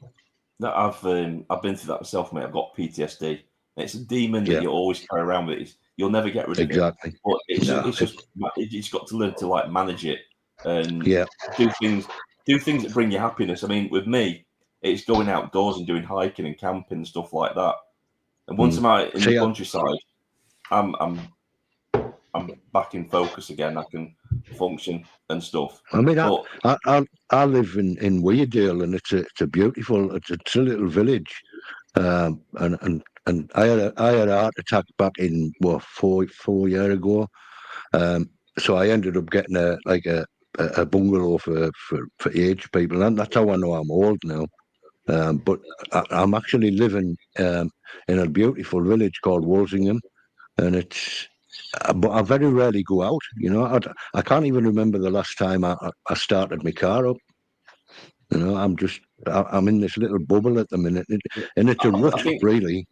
I think that's the main thing you have to try and break out. I found that myself, that sometimes you've just got to force yourself to do it and just do it and just go out. Yeah. And when you're out there, you feel loads better because I know what you feel like. Before you go out, you've got this dread about, oh, I don't know if I want to go out and that kind of thing. But the minute you're out, all that disbelief just goes away. And yeah, I live up in the mountains too. Small village, around 1,000 people. Mm-hmm. And yeah, it's very easy to just get stuck in my own bubble at home. But that's as you say, when you go out, the moment you go out, it's like, hey, wow, there's other people around here. Mm-hmm. Yeah. See, I've got my family, my other sisters, like sort of in Hartlepool, and sometimes I'll sort of get in the car and go down, pick her up, and then she can stop up with me for a few days, and we'll have a smoke in the back garden, or just we don't even drink anymore. You know, I've lost my lust for alcohol, but I do like to have a joint now and again, and that sort of chills me out as well. So what the chat is saying. So what? 10 years since I was last out of the house. Only leave the house for medical appointments. I'm sorry to hear that, Mark. That's not good. Yeah, that's not good. You should get out. Yeah, I'm not a very social person myself. I used to be. Just been disappointed by too many people. But I have to get out the house now and then, or it's just a spiral to the bottom. Yeah, I sort of see where Mark's coming from, because it's it is one of those things where I just find it difficult to, and I never used to. This is what gets me now, and I think it's just because I'm getting older, and like I say, I've been let down with that many people, and I just don't want to put myself in the firing line anymore. And I think it's the best way for me at the minute. I mean, I'm not saying that, like I say, I think, especially what's happening now, you know, I'm lucky where I live in a place where, you know, you don't see anybody. Do you remember when the COVID was about? I mean, it didn't make any difference up this neck of the woods, because you didn't see any people anywhere. So I was sort of used to it. I've got my 4 dogs here, and I live for them. You know, they give me a reason to wake up in the morning, and that's all I need at the minute. I just completely ignored all the COVID restrictions and everything. It's like, now this is rubbish. It's the flu, and I just went out. Ridiculous. Vin, you want to know what happened to me a month and a half ago? What happened? A month and a half ago, I'm pure blood 100%. I did not. I've never had the vaccine. I've had none of the vaccines at all. Yeah, but I didn't even take a test. I refused the tests as well, because the PCR I got sacked because I refused to take a test. Yeah, I did not take a single test or a single jab. One day, and now remember, I live up in the mountains. I live in a little village of around 1,000 people. You know, there's one kind of strip mall type thing, and yeah, that's about it. A couple of bar, restaurant type, you know, places, and a little supermarket, you know, etc. Now, I was walking past the strip mall in summer 2021, July 2021. I was cutting back from work, which is 10 minutes walk from my house. 10 minutes walk from my house. I was cutting back in July 2021. I cut through the parking lot of the mall on the way to my house. I didn't even enter the mall. I was in the parking lot. Yeah. Just a shortcut. 2 cops there with their tablets and recording everybody, gave me a fine for not wearing a mask in the parking lot. For out in the open. I didn't. I called them Nazi, Gestapo, everything under the sun. You know what I mean? Remember, this is in Israel. calling a cop Nazi and Gestapo in Israel, you can get arrested. Yeah, it doesn't go down too well, I can imagine. Yeah. So anyway, 3.5 years later, last month, I get a sudden message from my bank saying the bailiffs have frozen my bank account for an unpaid fine. Seriously. 3.5 years later for an unpaid mask fine, and I had to pay double the original fine to get my bank account unfrozen and to have access to my fucking money again. To my Even own now, even now, like the general consensus of all the scientists is that masks don't work anyway. Yep. Which we all knew anyway, didn't we? We all knew that masks didn't work because Of we all course. understand how viruses work. That if you haven't got your eyes covered, then you're not protected from a virus. It's just insane. It's just insanity. You look back on that now, and then you think, I must have been so fucking stupid, to actually go along with that. I mean, I got my after the second jab, and I didn't want to get it. But you know what it was like, a lot of at the people time forced into doing it. Yeah. Yeah, at the time I was working for Amazon in Durham, so I basically had to get it, but it was about 4 weeks after I had my second job, I had a heart attack, and I was nearly brown bread. I was sort of my neighbour found me actually. I was laid on the kitchen floor, and I'd been there for about 7 hours, so I was pretty lucky to pull through anyway. But my since that time, my outlook on life has totally changed. I try not to let things bother me as much, because it's futile. Shit happens if you worry, and shit happens if you don't. And I found that out. So you got to detach. You have to detach yourself. Yeah, right. I was asking both this question, right? What do you think about some of these big YouTube political commentators like Paul Thorpe, other people like that? For me, I find myself disagreeing with them sometimes. I think they fence it too much on certain subjects. I think the talk. I mean, I follow Paul Thorpe, and I like him as a person, but I think that it's like what I said to you earlier. It's okay. It's nice to have this platform to discuss things, but it seems to go no further, and after a while, it sort of stagnates. Yeah, I mean, for me, what really boils my piss about certain situations is when they keep going on about petitions. Petitions don't do anything.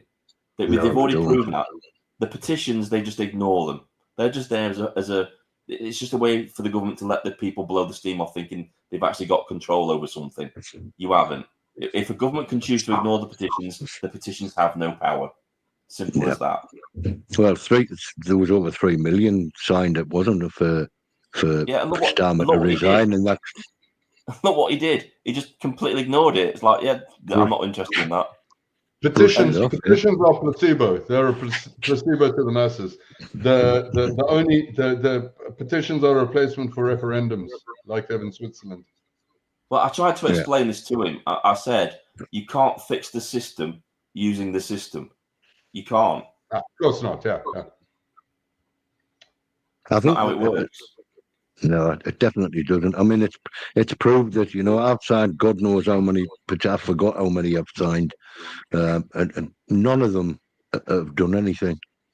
Nothing at all. I think the only thing they do is that they're a good indicator of how much people have got disdain, and contempt. It shows how many people are on one side about things, but that's all it does. I think actions. I'll be honest with you, right? I'm always wary of channels that have the channel as a business, but they're doing activism, because to me, you can't be a business if you're doing activism, because you've got to be prepared to lose your channel if you're going to do activism. Yeah, I totally agree. You've got. I feel exactly the same. You know, especially when you're trying to sort of chat. You put something in the comments, and they don't read them out because it's not a super chat or this, that, the other. And I'm thinking, well, what's the point? You know, they're missing out on a lot of really good comments because of that. You know, and that takes away from the reason what they should have started the channel for in the first place. And I think you're right. I think that the money is a big factor with them. I brought up in the comments, right? Although the United Kingdom rallies are really good, they need to be nationwide. They need to be in every town, city, village, everywhere. Yeah. Otherwise, what's the Regional. point of going every 4 months having a rally that everybody forgets about after 4 months? Yeah. There's no point. And there's no point going on Saturday. You've got to do what the farmers are doing. The farmers are going on Tuesday, aren't they, to protest again? Yeah. You've got to be there when Parliament is actually sitting. If you go at the weekend, you're protesting in an empty building. They're not there. Yeah. Well, the farmers have just been told. The farmers have now been ordered by the police not to bring the tractors. What? So that's going to be what? Yeah. So that's going to be fun because I think that might start a little bit of shit, to be fair. Right, I'll be honest with you, right? And I said this in some previous videos. There's probably 3 things that are probably going to kick things off towards a civil war. One is if anything happens to Tommy Robinson. Mm-hmm. Second thing is economic. If things get so bad that people think, right, we've got no options now, we're just going to, get rid of this government. Yeah. And 3 is if they start on the farmers, they start evicting them and causing trouble, sending the heavy mob to get them off farms and stuff like that, arresting them. That will kick things off too, because the farming community is very, very close knit, and if you pick on one, you're picking on all of them, and it's not going to end well. I spent most of my 20s working in farming and agriculture. Yeah. Don't fuck with the farmers. No, definitely. Well, I'm sort of personal friend. Well, I was personal friends with quite a lot of farmers because before I got this place and before Mayor Health, I used to have a pub up in Weardale, and it was a lovely little village pub.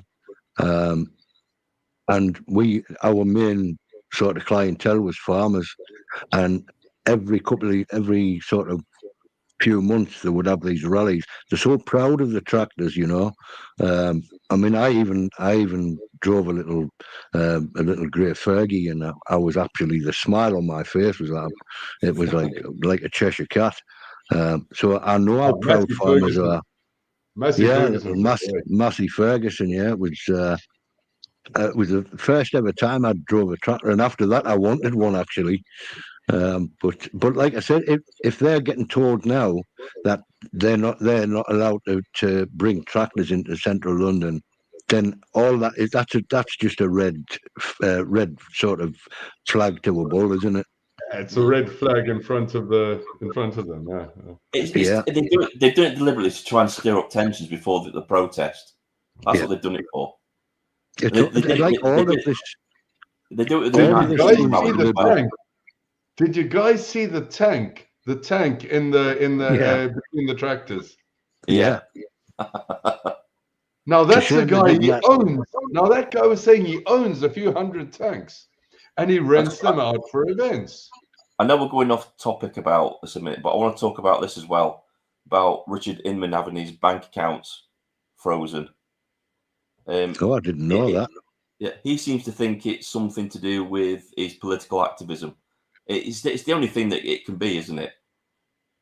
I didn't even know that. Yeah. It wouldn't be anything else because they froze his business account, his private account, everything. So is this recently? Yeah, he made a video. I think it was yesterday, wasn't it? Yesterday. Yeah. Well, the last video I watched was the where he was going on about the Christianity, about bringing, and I mean, to be honest, I do sort of agree with him in a way. I think Christianity. I think people meeting up in churches, they could actually use Christianity as a route to sort of organise things, couldn't they? Well, look at what happened during the pandemic, right? Look at what they targeted. They targeted pubs and restaurants. and they're traditionally places where people go and meet and chat. Yet we had supermarkets that were still open where people could go to. Look at the ridiculous rules that we had in pubs and restaurants where if you sit down, you can take your mask off. If you stand up, you've got to put your mask on. It was insane. We were ordered to close. That's how I lost the pub with the pandemic. Lost everything. You know, so the whole 6 foot thing was based on no science ever researched. Yeah, no science. It wasn't based on any science, was it? They just made it up. And then I think the really big eye opener for everybody is when it got revealed that SAGE was basically made up of 142 behavioral scientists. It wasn't even anybody to do with virology or the spread of viruses. It was behavioral scientists. Shrinks. Which was it was all basically done to socially engineer society into compliance. What is a behavioral scientist? It's a psychologist. Yeah. Yeah, basically, yeah. I mean, I remember back then, I went out for it was a rare thing, but I went out for a walk during the pandemic, and like I said, the pub was slap bang in the middle of the Pennines, and it was absolutely stunning countryside. And I just sat up on the fields, on the fells up there, and I was looking down on the village, and I was just sort of thinking to myself, like, all this shit going on in the world, and this little village here is just quiet as a mouse. That's quite right as well. I just want to bring this up as well. The head of SAGE was actually a communist. He was in the British Communist Party. So a bit revealing there about what was going on there as well. Starmer himself, he's a Trotsky communist, isn't he? Starmer. He's probably he's the worst type of communist you can get, basically. Yep. Couldn't he do a spell in Czechoslovakia or somewhere like that? Yeah, he was behind that Iron Curtain. He did something in work camps while he was over there. Yeah, and there's all these. I mean, the likes of bloody Angela Rayner. I mean, I'm from Council Estate. I was brought up on Council Estate, but I think there's different levels of people on Council Estate, and she's at the lowest. Let's face it, right? And I don't want to diss anybody for this, right? Our cabinet is basically the special needs of a school, isn't it, really, if you look at them? It is. You're right. In fact, special needs could do a better fucking job. Exactly. I mean, look at that moron. God, what's his face now? He was in charge of net zero. I keep forgetting the names because they're that important. I don't even remember the names. Is it Miliband, is it? Miliband. Oh, my God. Yeah, the Miliband brothers. Oh. Yeah, the bright spark was a really great idea to fill our fields full of solar panels when we're a country that hardly gets any sun. It's not a great idea, is it? Net zero. You are the carbon. You are the carbon they are trying to reduce. Apparently, for each, I think I heard this somewhere, right? For each wind turbine, it takes them at least 15 years to make back their cost because they're not that efficient. And they don't last 15 years. The wind turbines, the lifespan is less than 15 years. Do you know that would be and then there's no way of recycling them, so they bury them in the earth. Do you know that wouldn't that be a cracking idea if a revolution was to happen?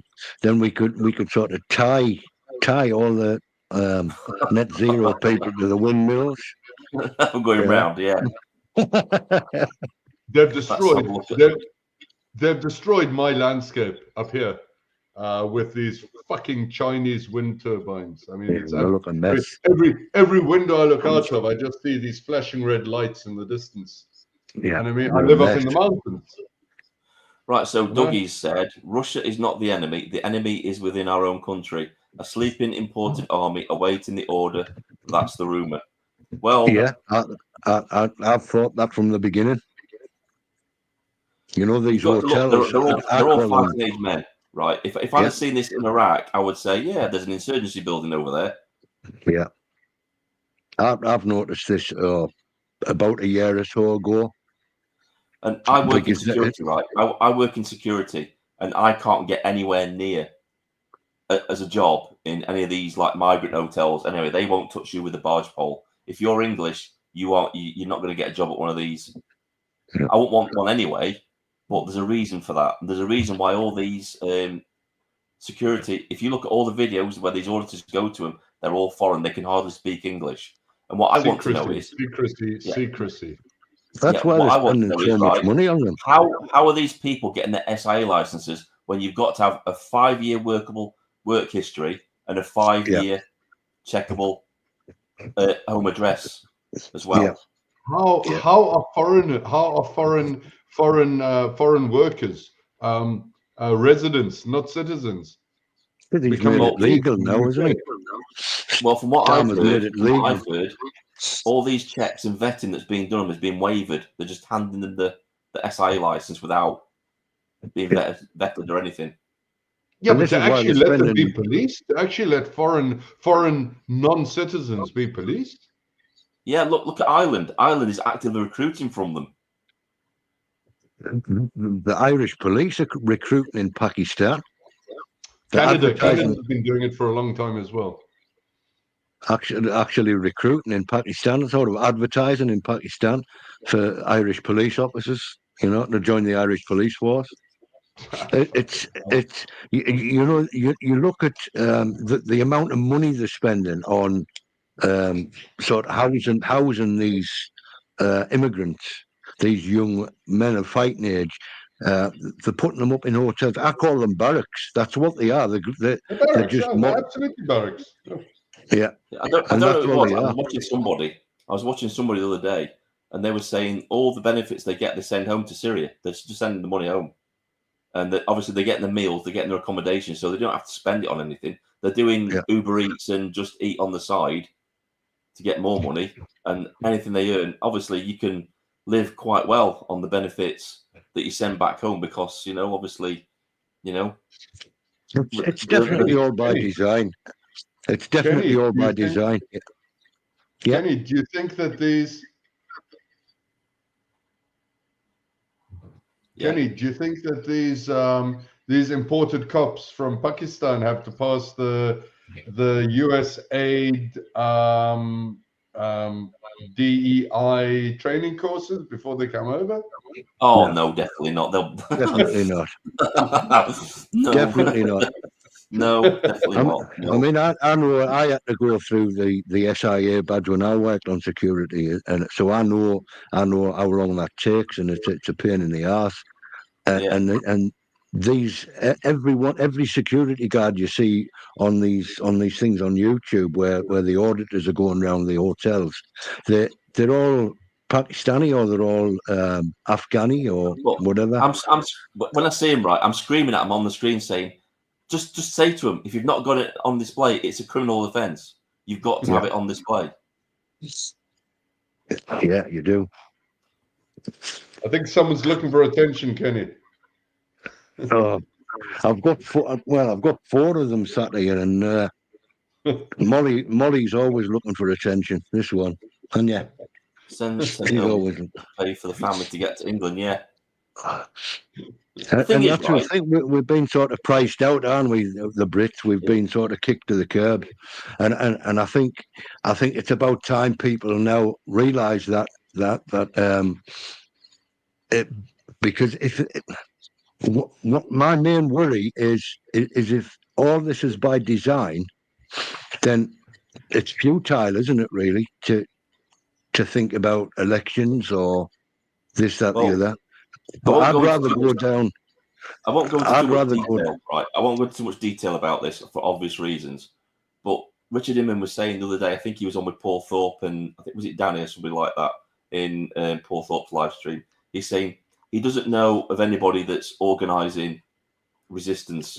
I can confirm there is, and that's all I'm going to say. Well, I know for certain that is happening, and you don't even have to say it for certain. You know, somewhere in this country there are people that are thinking we need to organise, and obviously they're not going to go online and speak about it because why would they? Because they've seen what's been happening. This is going to be done behind closed doors, and people are going to be planning. Definitely, of course they are. But I think they need to, because, like I said, if it's all going to be futile, isn't it? If not, and I think me personally, and I think I would speak for certainly yourself and Enoch, that me personally, I would rather go sort of die trying. If my future's been mapped out for me anyway, you know, I'm The going way down with a the way I bike. look at it, right? I've got a family, so I've said this, that if anybody comes to my house trying to cause trouble with me or my family, then I will Yeah. do what I need to do Yeah, to totally. protect them. And that's Did the way I you look at guys it. see that in California? In California now. There's some Californian member of California House trying to just introduce the bill outlawing self-defense if someone invades your home. Oh my God. Who would want to live in California now? Who would want to live there? Exactly.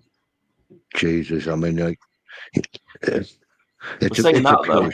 We're saying that, but we can't even do that here. We can't even do that here. So we're screwed. Exactly. Yeah. If you Same in had Israel. somebody, Same in Israel. If right, our law, if you shoot a home invader here in Israel, your weapon will be confiscated and you'll be under investigation for at least a year. right here in this It's- country, right, it all comes down to proportionate response. So, and then it's a grey area.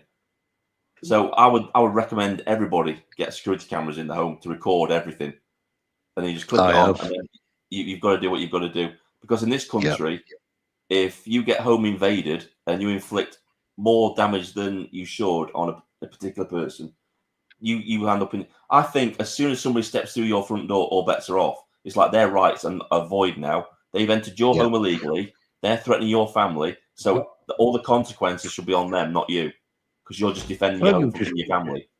That's how I see it. You've just got to keep certain things lying around the house, haven't you? So that Yeah, handy. yeah. I was just going hiking the other day, and I've just got my hiking sticks just at hand, just ready. Yeah, because it's like the horseshoe above my door keeps falling off, so I always need the hammer near close by, you know, to put it back up. Vin, I wouldn't think twice about it. Vin, I'm going to post the link again to if anybody wants to join in. Yeah, that's fine. Yeah. Okay, cool. There we go. It's nice. It's good for me, this, you know, to be able to chat about this, because I've been festering now for about 5 months. Well, I'll be honest with you, I've been. I hate doing my live streams alone because I can't keep talking forever because there's only so much I can talk about. Yeah, it's like, I like it when people come in and chat and like this and have a talk. It's great. It's done me the world of good. Thanks. No, it's no problem, mate. Anytime you want to come into a live stream, I'll always drop the link and you come and have a chat. And, you know, if it helps you, all the better, mate. Yeah, much appreciated. Like I say, I've enjoyed it. I've enjoyed it. It's like you said, you can only talk to yourself for so long, can't you? You know, and like I said, exactly. Yeah. That's why I like interacting with people as well from the chat, because I always I put the comments on screen and I talk about it, but I was always hoping that people would come in the live stream and talk. Nobody wants to get on camera, but you can. The only reason I'm not showing my face is because the minute I put my camera on, the live stream will lag like anything, because it just doesn't like my camera being on for some reason. I don't know why, but it just doesn't like it. Sounds like you have a conflict. Sounds like you have a technical conflict there. I had one guy come in and called me a coward, saying, "You never show your face." Well, I'll show my face on my videos. Every single video, my face is on camera. It's the voice that counts, isn't it? Yeah. And then he said, "Oh, you're a keyboard warrior." It's like, have you seen my videos where I've gone to protests on my own and gone up against stand up to rape? You watched that one? I remember you going and confronting Antifa like 3 years ago. Oh God, that was so funny. They ran away. They ran away because I wasn't taking the crap from them. If they ever tried to do a revolution, they'd be wiped out within the first day, because they'd be running back to the safe spaces and the little ball pools and cuddly toys and crayons and stuff. Yeah, I got accused of being racist on Facebook the other way. They said, right, I'm going to report you, and I'm reporting you to Durham Police as well. I said, fucking report me to whoever you want. I don't really care. And I said, if you want to see me... You know the best response? You know the best response if someone accuses you of being racist? Yeah, so? Yeah, that's what Yeah, that's well, what I okay. said. I always said, like, if someone accuses you of being racist, then the question to ask them is, well, do you believe in what I'm supposed to be racist about? Exactly. So that totally turns it round on them. The only Most racist people in this country at the minute is the government and all the fucking millions of illegal immigrants that want to see us with walking around headless. See, that's the one Infidels. thing That's all we are. that really annoyed me about Nigel Farage when he said that deporting all these illegal immigrants was a political impossibility. Yet we see Donald Trump doing it in Yeah, America. it's not. He's deporting them. There And you it's go. like it's not for lack of not wanting to do it; it's wanting to do it. And I don't think I honestly believe that Nigel Farage is just not leader material. He isn't. He hasn't got it in No, him. I don't think he is. I don't The think only he good is. thing that Farage did, in my opinion, was Brexit. That I have to look, that speech he gave in the European Parliament when Brexit passed, that was just priceless. He gave that But the thing speech is, and right, walked out with his delegation. I mean, you only have to look at Brexit. Brexit is a joke, isn't it? Because we're probably more in it now than we were then. Yeah, I agree. yeah. I agree with Ben Habib. The one thing that Nigel Farage doesn't acknowledge is that Brexit never got done. It didn't get done. It isn't done yet. We're not out. We're not out of the EU. Look at all the laws that still connect us to the EU. And Nigel Farage is still going around cloud cuckoo land thinking that we actually left. We didn't. Boris Johnson gave a rehashed, really bad Theresa May exit deal, and it was even worse than hers. He didn't stand up for anything. He didn't stand up for our fishermen. He didn't stop the boats like he said he was going to do. He had an 80-seat majority. He could have passed any piece of legislation through Parliament that he wanted, and he didn't do it. And then people were still calling for him to come back after he left. It's like, why? Yeah. Why do you want the guy back who's caused all these issues? Yeah, I've never really understood how so many people keep supporting Farage. I mean, I'm not even British. And I've seen and I've seen through Farage for what, at least 8 years? No, It's like what I said before, right? Reform is a really great idea on paper. It's just got the wrong leadership. It really has. I think Nigel Farage and Richard Tice are old school Tories, and we don't want old school Tories. We don't want Tories in charge anymore. We want new blood. Exactly right. That was the idea behind reform. They were supposed to get their own candidates from working class areas, put them forward, and get them into Parliament. What we're seeing now, they're just recruiting old MPs that are the same old school, that have been doing the same stuff, career MPs, constantly for the last 40 years, and we're not going to get any change. We want new blood in Parliament, people that are going to enact change, not the same people that are just going to sit here and just nod and do nothing. What happened to the guy the actor who was in the child trafficking movie from America? The guy who founded Reform. What was his name? Oh, The guy who founded the Reform Party. I can't think of his name. I can't think of his name. My memory's like a You know who I'm talking about, though. Yeah. Yeah, I think I do. I just can't remember his name. Another thing, right? He was in that movie about child trafficking that really blew the whole. What was it? Oh God, what was it called now? The movie. Oh, yeah, brilliant movie. Wasn't Mel Gibson involved in it? Didn't he? Yeah, Mel Gibson. Yeah, I'm not a fan of Mel Gibson because of his anti-Semitic rants in the past. Yeah. But yeah, it was a great movie. Yeah. You know, I visited. When I see all this anti-Semitic shit, you know, like going on now with the Jewish communities, I mean, I visited. It was a lifelong thing I wanted to do, and I finally got to visit Auschwitz in 2017, and I was just gobsmacked.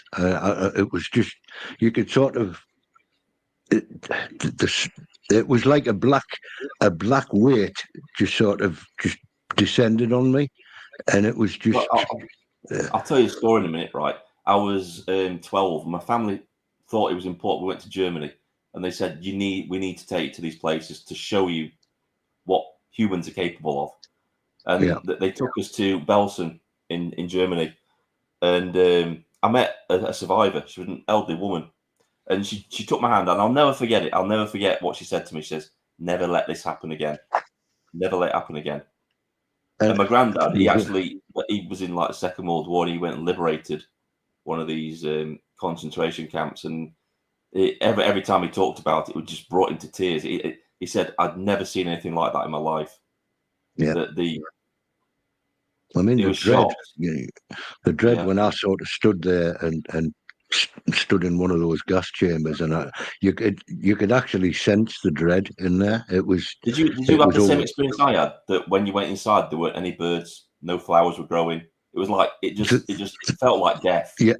Yeah, there was nothing. There was. I made a point of that because people had said, if you go, make sure you check to see if there's any birds flying, and there wasn't.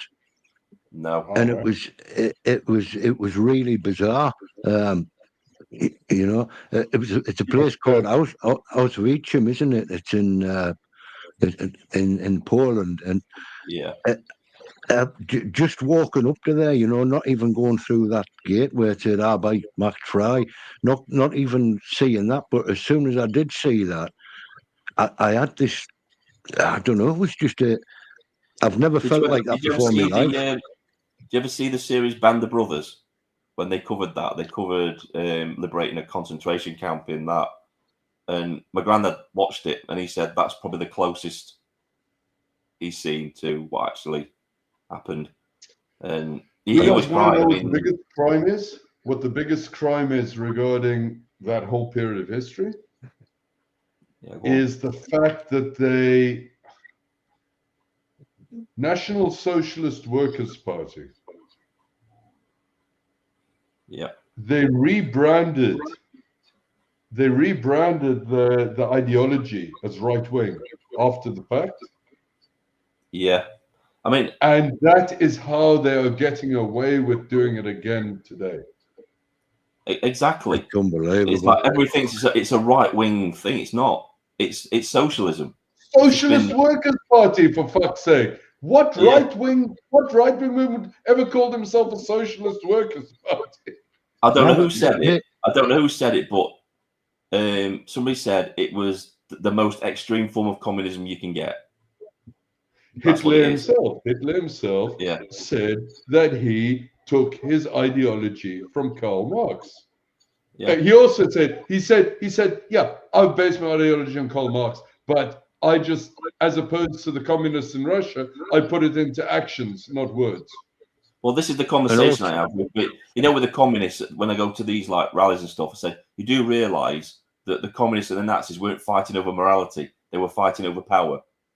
They both had the same ideas. They just want to be the ones that implemented it.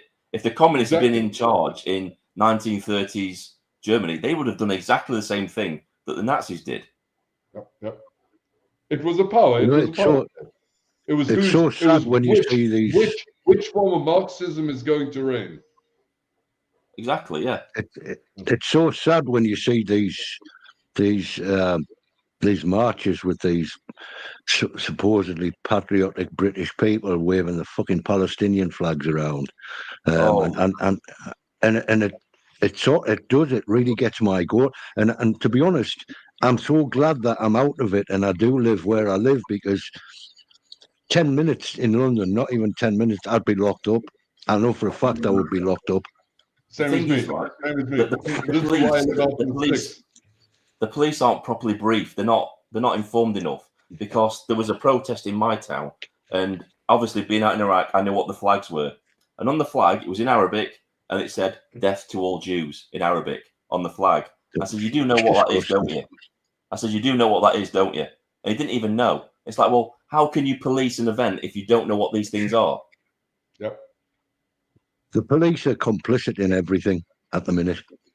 The police don't even know the law. The police these days have no idea of the law. They're just following orders. They're job nicked. Look what happened, right? there's- Look what happened there's- when they had that protest and they projected from the river to the sea on Westminster. Nothing was done. Nothing was done about that at all. In fact, they didn't even arrest Wasn't Martin that on Big Newbury. Ben? On Big Ben, they projected that? Yeah, that was right. Yeah, nothing was done about that. That's a terrorist act. Yeah. That's a terrorist act. you're looking, Terrorism. going back to what you said earlier on, Vin, earlier on, was about where was it your grandma said that never again, and you know what? It was. I went to Belsen concentration camp. And there was a little lady. She was doing a talk about surviving. She was actually there. She was actually in that place, and she was doing a talk. She was in the room. I don't know if you've ever been to Belsen. In the room where they keep all the shoes and all the clothes that they took off them before they took them to the gas chambers, because they stripped them, didn't they, before they did it? Because they were thieves as well. They were robbing them blind of all the property and stuff like that. Oh yeah. Yeah, she was in that room. She was doing a talk, and she like said to me, she says, "Yeah, your generation has to make sure that this never happens again." And what's happening now? People just don't learn from history. No. And you know what?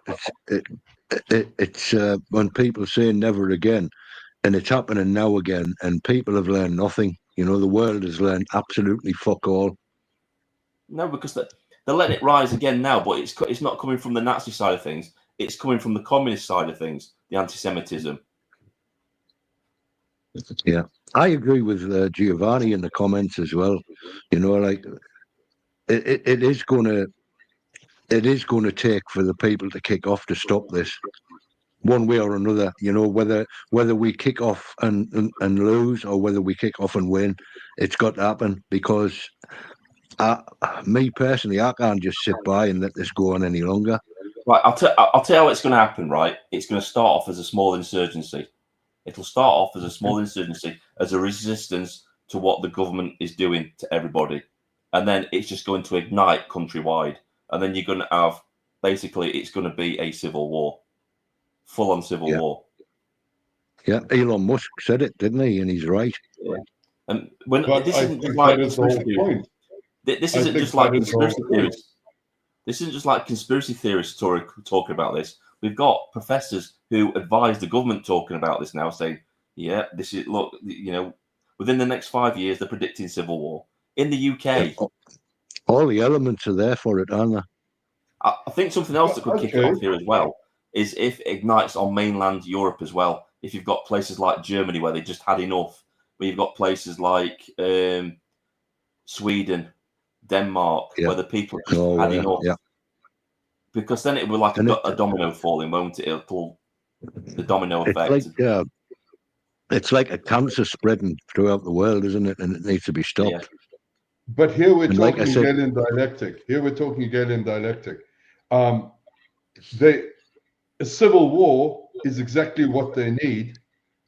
What they need to point the finger and say, "Hey, look, we were right all along."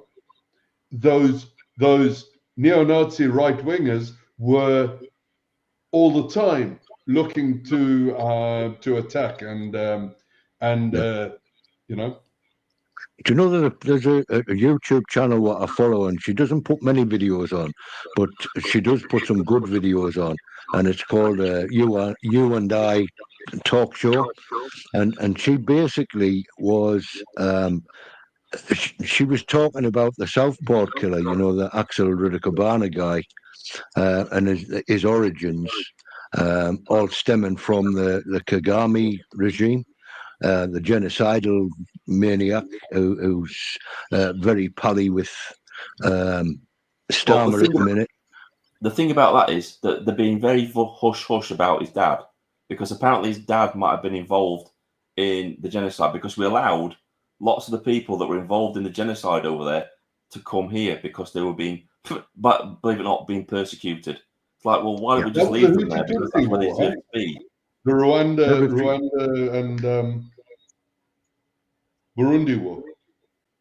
Yeah. And basically what she was saying is that the fact that the reason why this is going on and all this cover up happened was basically because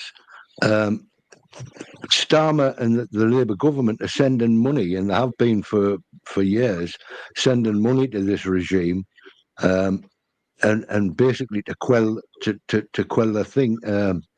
Or is it to keep the people sort of at bay? And what they're using now is they're actually using it against us, because that's how a dictatorship works. They use people's disdain and worries and concerns, and then they turn it round so that they can make laws to shut us up. And they use the very. There's a name for it. They did it during COVID as well. It's Hegelian dialectic. It's called solution something or other. It's where they create a problem, and the solution they want to implement is the very thing they want to implement. So they create an issue so they can do it. That's what they do it for. Vin. It's called the Hegelian dialectic. It's solution. Yeah. It's action, solution, reaction. That's it. That's the one. It's the Hegelian. The philosopher who came up with that was Hegel. He was Karl Marx's mentor. It's called the Hegelian dialectic because it comes from the philosopher Hegel, political philosopher Hegel, and he was the mentor, the role model of Karl Marx. Have you seen that? I keep telling people to watch this as well because it's really important. Everybody watches it. Yuri Bezimov, go and watch his interview. It's amazing. It describes blow for blow everything that's taking place right now, and it explains how communists would try to destabilize Western society, and it's a blow for blow account of what's happening right now with how they're doing it. It's amazing. You look at it and think, wow. He was talking about this in 1984, saying this is how they're going to destabilize Western society. It's all about identity politics. It's all about identity politics. Vin, the whole thing about reaction solution, the Hegelian dialectic, it's thesis, antithesis. It's you come up with a thesis, they invent a thesis, which is a plan. The reaction is the antithesis, which is they create an extreme plan. And then they get a reaction, which is the antithesis, and the solution is the synthesis. I'll give you an example of what they would do to do this, right? So they create a problem by letting in all the immigrants. The way they solve it is by bringing in digital ID, and that's the thing they wanted to bring in all along. So they create a problem by bringing in all the immigrants. Think, right, we solved the problem. They want the public to have an outcry, like, right, we'll solve the problem by giving you all digital ID. That way we can track everybody and be sure who's illegal and who isn't. And that's how they bring in digital ID. That's a very good example of how they would implement that. That's the what Enoch was just talking about. Hey, listen, guys, I'm going to have to get off. I'm going to let the dogs out because they're bugging me a bit, but I'm going to still be listening. So it's been really interesting, and thanks for having me on. No problem. Anytime you want to come back on, mate, you're really welcome. All right. Yeah, thanks very much. Yeah, great talking to you, Kenny. Yeah, hey, before you go, give a shout out to your channel. Just tell me what your channel is before you go. It's Crime Watch with Kenny. That's it. So go and subscribe to Kenny. Go and give him some love on his videos and stuff like that. I haven't got much reach, but I can do my best, mate. No, much appreciated. Like I said, I'm gonna sort of renew my channel. And I want to basically do what you're doing. So I think that's more. Can't think of the word now, but I think it's more in the interest of people rather than. That's it. Yeah. Anyway, have a great night, and I'm going to keep listening. I'll just let the dogs out, and I'm just going to keep listening when I come back. I think I'm going to end it in a bit anyway, because we've been going for about 2 2 hours 20 minutes. So it's like, yeah, it's been great though. Time flies when you've got people in the live stream with you though, because it's great to It play does, full of yeah. people. It's great. Really enjoyed it, and thanks for everyone in the comments as well for theirs. And nice meeting you too. Anyway, Enoch and Vin. No problem, mate. Anytime. Yeah, nice meeting you, Anytime. Kenny. Peace out, man. See you later, Kenny. Bye bye, mate. Cheers, buddy. Bye. See ya. Bye. Take care. And you. Just saying, Enoch, right? Have you got a YouTube channel that you do videos on? Because I forgot to give you a shout out as well, mate. Oh no, I probably around the time when I was doing those panels with you and Busker and Yeah. else. That was Oh, probably God, those were the that days. was a hectic time, and that Yeah. was around the time that I Have you seen think I Busker? basically gave up on it. Busker's doing really well. I think he's got something like 150,000 subscribers now. Busker, he's doing really well. Yeah, there was But- just so much division, so much engineered division going on back then. Yeah. It was, to be honest with, that's when Patriotic, they're not really as big as they were, are they? Patriotic Alternative now. Never hear about them. Never hear about them these days. No, back then they were the new thing, weren't they? They were trying their best to do stuff. Do you remember that video I did about Laura Towler when she was talking about that Iranian general that got destroyed? He got assassinated, didn't he? That Iranian general. Oh, it's Soleimani. Yeah, Trump assassinated him. Yeah, I had to school her on the fact that he wasn't a good guy. yeah. No, that whole. I mean, a bunch of them actually got jailed, didn't they? A bunch of Patriot Alternative are in the prison, I think. Yeah, she was saying that. Oh, you know, I don't know what she was actually saying. Now I've actually got the video. I'm gonna have to upload it to YouTube again. But she was saying that. So I just brought up the fact that you do realise that he was training the ISIS troops that were being sent into Iraq to kill British soldiers. You claim to be a patriotic party, yet you're, cheerleading the guy that was training the people that were killing British troops. Yeah, they wanted to deport all non-ethnically British white people. Yeah, and they're cheerleading Islamic jihadis from the Middle East. You were there when I went to live stream. And I said, because they wouldn't answer it, I said, "What are you going to do if they don't want to go?" And I wanted them to get on camera and say they forcibly remove them. And they would say, they want to pay them like 15,000 £15,000 each to leave. And I said to them, I says, "What are you going to do if everybody refuses to leave because they've got ties to the country? What are you going to do?" Yeah. And they wouldn't answer. They wouldn't say that they physically remove them, which is what they would do. I don't know. I think that whole patriotic alternative thing was a reverse. This will probably get me in trouble, but I think it was what do you call it? I don't know. GCHQ, MI6, MI5 psyop. They need because they need the white supremacist threat to show that as a counterbalance to the Islamic threat. You know what I mean? You can't just have Islam being the bad guys. Yeah, I think that the patriotic alternative guy that got jailed is the guy that was handing out leaflets saying that all lives matter, or something like that, wasn't it? I think it was something like that. Which guy was that? Heavily involved. I think it's Laura Towler's husband that's actually. Oh no! I'm talking about Charlie Big Potatoes. What was his name? There was a guy called his nickname was Charlie Big Potatoes. He was based in Spain. He was living in exile in Spain, and Spain extradited him last year to Britain, and he is now sitting in jail. He was the patriotic alternative. What do you call it?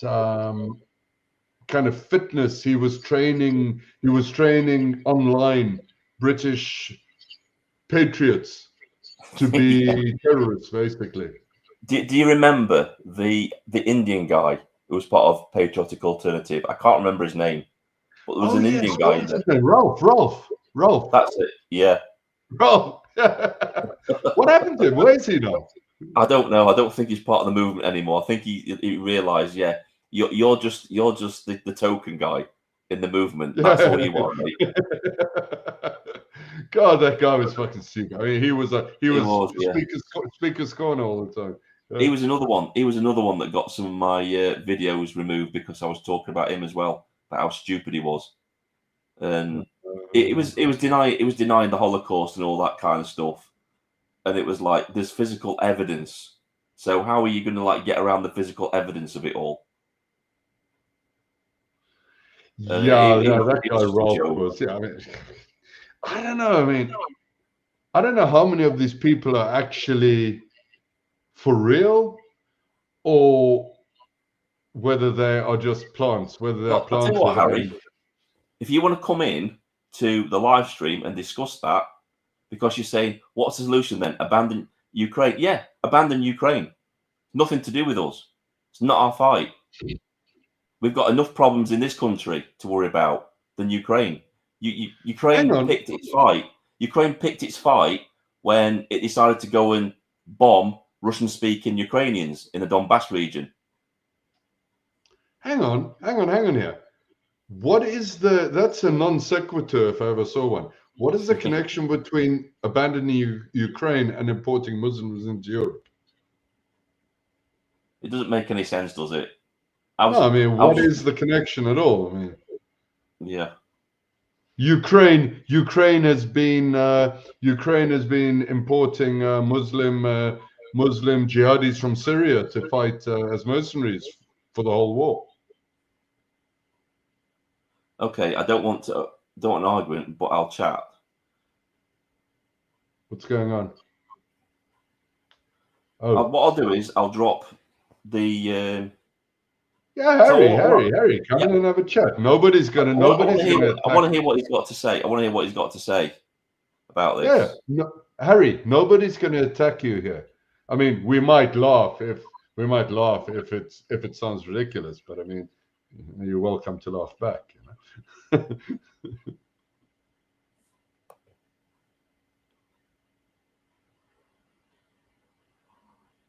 Right, I'm dropping the link in the chat. Steve. It's Christopher Kearney. Yeah, that's him. Yeah, jacked up steroid, Hitler fanboy, lunatic, steroid junkie. Chris Kearney. I don't understand why they call themselves Patriotic Alternative as well, because it's not like they're patriotic to England or Britain. They're not patriotic to our belief system. Right, Harry's coming in, so we'll hear what he's got to say. Hello, fellas. Can you hear me all right? How you doing, Harry? Hello? All right? Yeah, I'm good. Yeah, I can hear you. Yeah. Good stuff. Okay. All right. Nice to meet you both. Thank you for letting me on. No problem, mate. It's just, I'm just sort of like thinking out loud, really, and I'm interested in other people's opinions on the things that I'm thinking about. Well, just tell us what you're thinking, and then we'll tell you what we think. Well, it seems like we've got some options, haven't we? Or there's certain things that certain outcomes that can happen regarding this situation that we're in.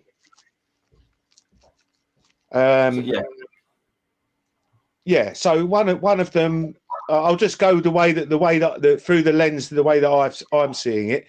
One of them is Trump's idea to do a deal with Putin. The other one is what the Starmer. As much as I hate Labour and I hate Starmer, I'm not a Labour voter or a fan of the Labour Party, and the European Union. And those seem to be the two options that we've got on the table. Unless there's anything you want to add to that. Well, what two options are there? What options have we got? What Well, options do you think we've got? The concern I've got about America, and I don't blame Trump or America for this, is that like in the First World War and the Second World War, there's no reason for America to get involved in a conflict unless it benefits them thousands of miles away. And the voters, Trump's voters, don't want to send more soldiers into another conflict. So what Trump is doing is looking after his own country, which is commendable. And he wants to broker a deal with Putin. And I just think it's a bit of a shame that we've spent all this money helping Ukraine, and so many people have died, including Russians. My argument would be that we've not really helped Ukraine. We've not really helped them. We've made things worse because our government, and I'm not just saying this is the Labour government's fault, it's Conservatives as well. They led Zelensky to believe that he could win a war against Russia. He can't. Yeah. He can't win a war against Russia. You know what? Being military myself, I know for certain that the combined forces of Europe couldn't take Russia out. They just can't. They're not in any shape, way, or form capable of doing that. That's why they're so desperate to get the United States involved. But all President Trump wants to do is he wants to recruit some of the money that Joe Biden has given away to Ukraine in the form of rare earth minerals. He says, look, I want to get some of my money back. I want some of your minerals. And he says, we'll get a peace deal, because it's far better for that to happen than to have a nuclear exchange, because even if America does stay out of it, they're still going to be affected if nukes start flying about, aren't they? Okay, I wasn't sure that it would be. It was certain that nuclear weapons would be used. But can I? I didn't realise. I'm new to your channel. I've not been on before. I don't know your channel. I was just looking for lives. Can I run something by you, please, Vindicator? And then you tell me. Feel free to shoot me down in flames. I've got an alternative that I just want to test out on a few people. So, Yeah, go on then. my alternative is this. Right? Turkey have got the second biggest military in NATO, only second to America. And also, Turkey have got lots of new technology that they've invented that isn't bought from America. It's not from Europe. It's their own, that needs to be tested. That's what we've been doing in Ukraine, isn't it? We've been testing our technology and drone technology. Harry, can I interject here? Can I interject? Sure. Turkey, the ruling party of Turkey, Erdogan's party, is the Turkish Muslim Brotherhood. Yes. Yeah, I'm aware. Yeah. So what I'm saying is, I'm not saying that obviously Turkey have to decide for themselves, but if Trump wants to isolate America and withdraw completely from this whole situation, that's fine. But I'm thinking, what if the European Union, including us, UK, and NATO, without America, we don't. If we stood with Ukraine, it doesn't mean that. Right? Can I just step in and answer that, right? Yeah. There's no way the EU or the Europe is going to go into Russia or Ukraine without America's backing, because they will just get wiped off the map. If anything, Trump walking away from this is going to force them to take the peaceful route, because they know they haven't got a chance. They know themselves they haven't got a chance. All we're seeing at the minute is a lot of posturing from Europe and stuff like that. But even Starmer's speech was saying we need US to take a stance on this, and they have. They said we want peace. And the thing I've got to say is, and he's quite right, President Trump, is they kept saying we want a seat at the table, and he quite rightly told them. He said, you've had a seat at the table for the past 3 years, and you've done nothing. You've done nothing except give Ukraine false hopes of winning this war, which they never had a chance of winning. And it was all because they want to flood money into Ukraine and launder it through Ukraine, and it comes back to themselves through different companies and NGOs and that kind of thing. If you look at it from that perspective, you understand what's going on. Do you think that America are doing the same thing then? They're just laundering money? Biden was. Biden definitely was It's laundering not. money. It's not America. It's the American deep state. Don't you think that there's anything about testing technology out that we're Oh, yeah, using doing it that as at the same time. It was right? we're looking at the massive transfer of wealth that we've ever seen in history. Massive transfer of wealth. Look where even Musk is saying, where's all this money gone? Where is it gone that we've given to Ukraine? $100 billion is And missing. the thing is right, weapons that we gave to the Ukraine were turning up on the black market and terrorists were using them. They found Stinger missiles and that kind of stuff. So Ukraine has been selling all these munitions on the black market to different terrorist factions as well. I didn't know about this, but I mean, did you know the amount of money that Biden was giving to the Taliban that are being used on funding terrorism and weapons for the Muslim Brotherhood as well? Yeah. Biden left Biden $85 billion worth of American arms in Afghanistan. When you look at Guys, it, we're looking at the military-industrial complex. That's who's in charge.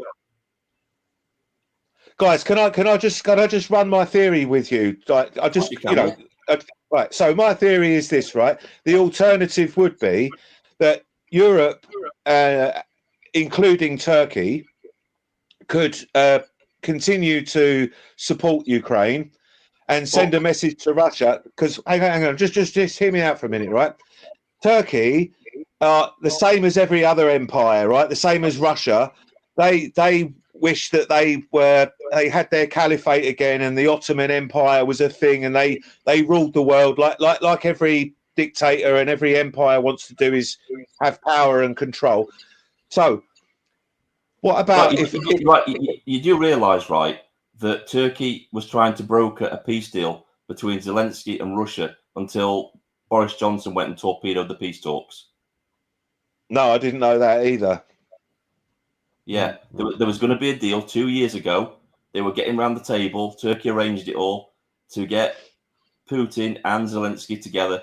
And Boris Johnson made an emergency trip to Ukraine. When he came back, the peace deal was off. It feels to me, I remember that. Vindicator, it seems to me that Turkey is itching. You know, they've got a huge military. They're making their own weapons. They've got their own fighter jet now. You know, they've got all sorts of stuff that they're making in-house, and they're not buying it from America or anywhere else.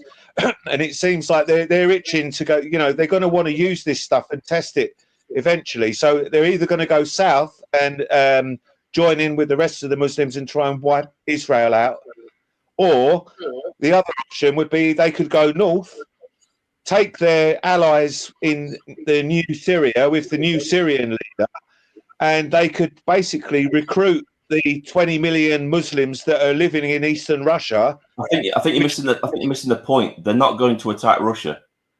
You know, Turkey's not going to attack Russia. They're allies with Russia. They've got very, very close ties, just like Iran has got very close ties. Look, if anything, even Israel has very close ties with Russia. Yes, I know. I realise that. Even Israel is very close. Russia does not take sides. Russia is isolationist. Russia looks after itself. It doesn't get involved in conflicts on the other side of the world. The only thing, why is Russia dealing with Iran and China? Because Iran and China are on its borders. You have to get on with your neighbors. Okay. To a degree. Do you read Alexander Dugin's books? No, I know quite a bit about him. I know his daughter was murdered by Zelensky in a terrorist attack last year.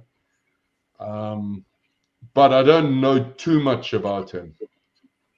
So do you know can we get back to your original comment? Because I'm really interested in your original comment, because you said that what happens if we abandon Ukraine and we start to flood Europe with more Muslims? Well, that's already happening. Europe's already being flooded with Muslims. But I'm saying what the idea that I've got would be a solution to that. Okay, then, yeah. Harry, can I ask you a question? Why does Ukraine deserve the help of the rest of the world? What has it done? What can it offer? What is it doing to deserve the help of the world? Well, because Western values say that we're democracies and we protect freedom and democracy.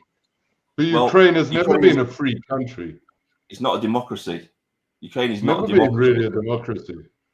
And it's always been incredibly anti-Semitic. It's got a huge history, a very long history of support, well, going back to the Third Reich. I mean, they were Hitler's biggest fanboys. Can I just cover this, Enoch? I just want to say this. I just want to say this, right?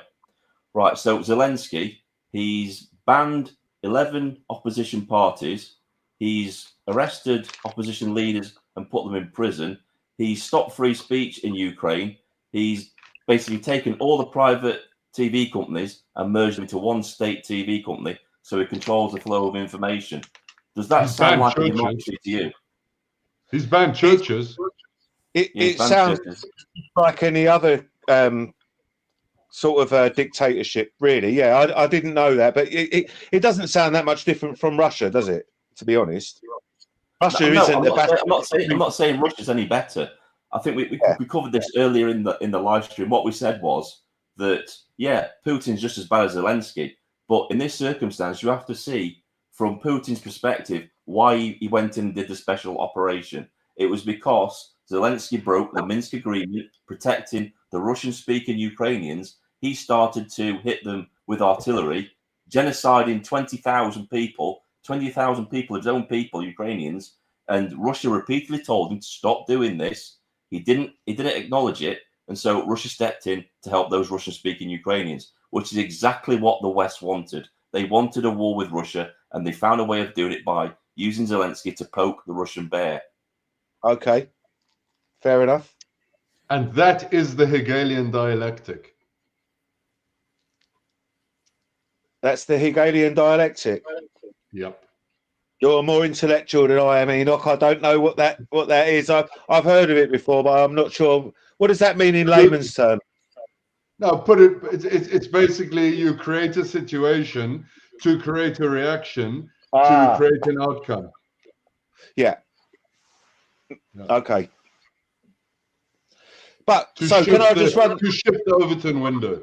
The whole point is to shift the Overton window. If we've got time, guys, can I just run another thing by you quickly, right? So Britain had an empire, yeah. We had an empire once. We're not trying to colonize any more countries. We've given up on that now. Yeah, we're a financial capital. Is Islam? I don't think is the same as the British Empire. They would love to conquer Europe. They would like to reclaim all of the lands that they lost during the Crusades. For example, Spain. They don't want Israel to exist. They want to get rid of that.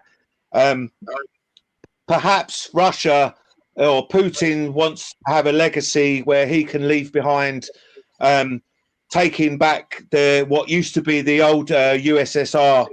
So if we give in, let me just stop you there.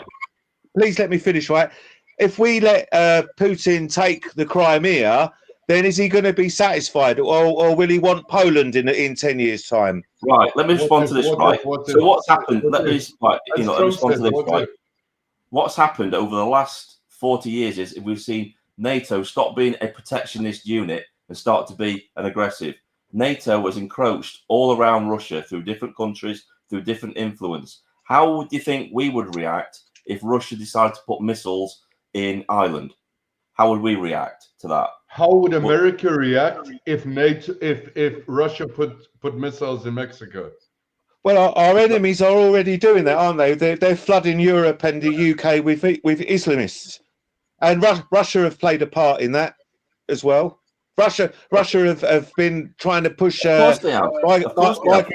There's a reason for that. There's a reason for that. That's Russia passively aggressively countering everything that's happening through NATO. They don't have to fire weapons, but they can open their borders and allow Islamists to come through their borders because the enemy of my enemy is my friend mentality. Okay. Yeah.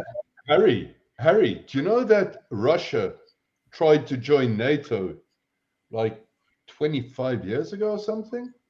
Russia actually, after the Soviet Union fell, after communism ended, after the Berlin Wall fell, Russia said, "Hey, we want to join NATO. We've left communism. We are fully on board with you now. We want to join NATO." NATO said no. I mean, look what's happening in Ukraine with the West wanting Ukraine to be a part of NATO. How would we react if Russia was doing the same thing with a close country that's close to one of us?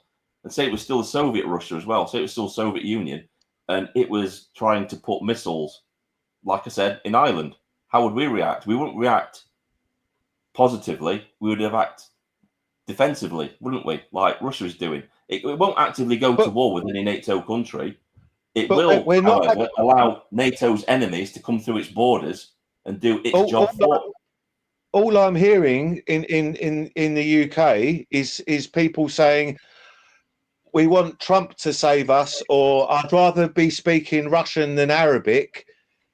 Or, it's like we've become a country where we're not even trying to protect ourselves at the moment. We seem like I don't want to be living under a communist regime or an Islamic regime.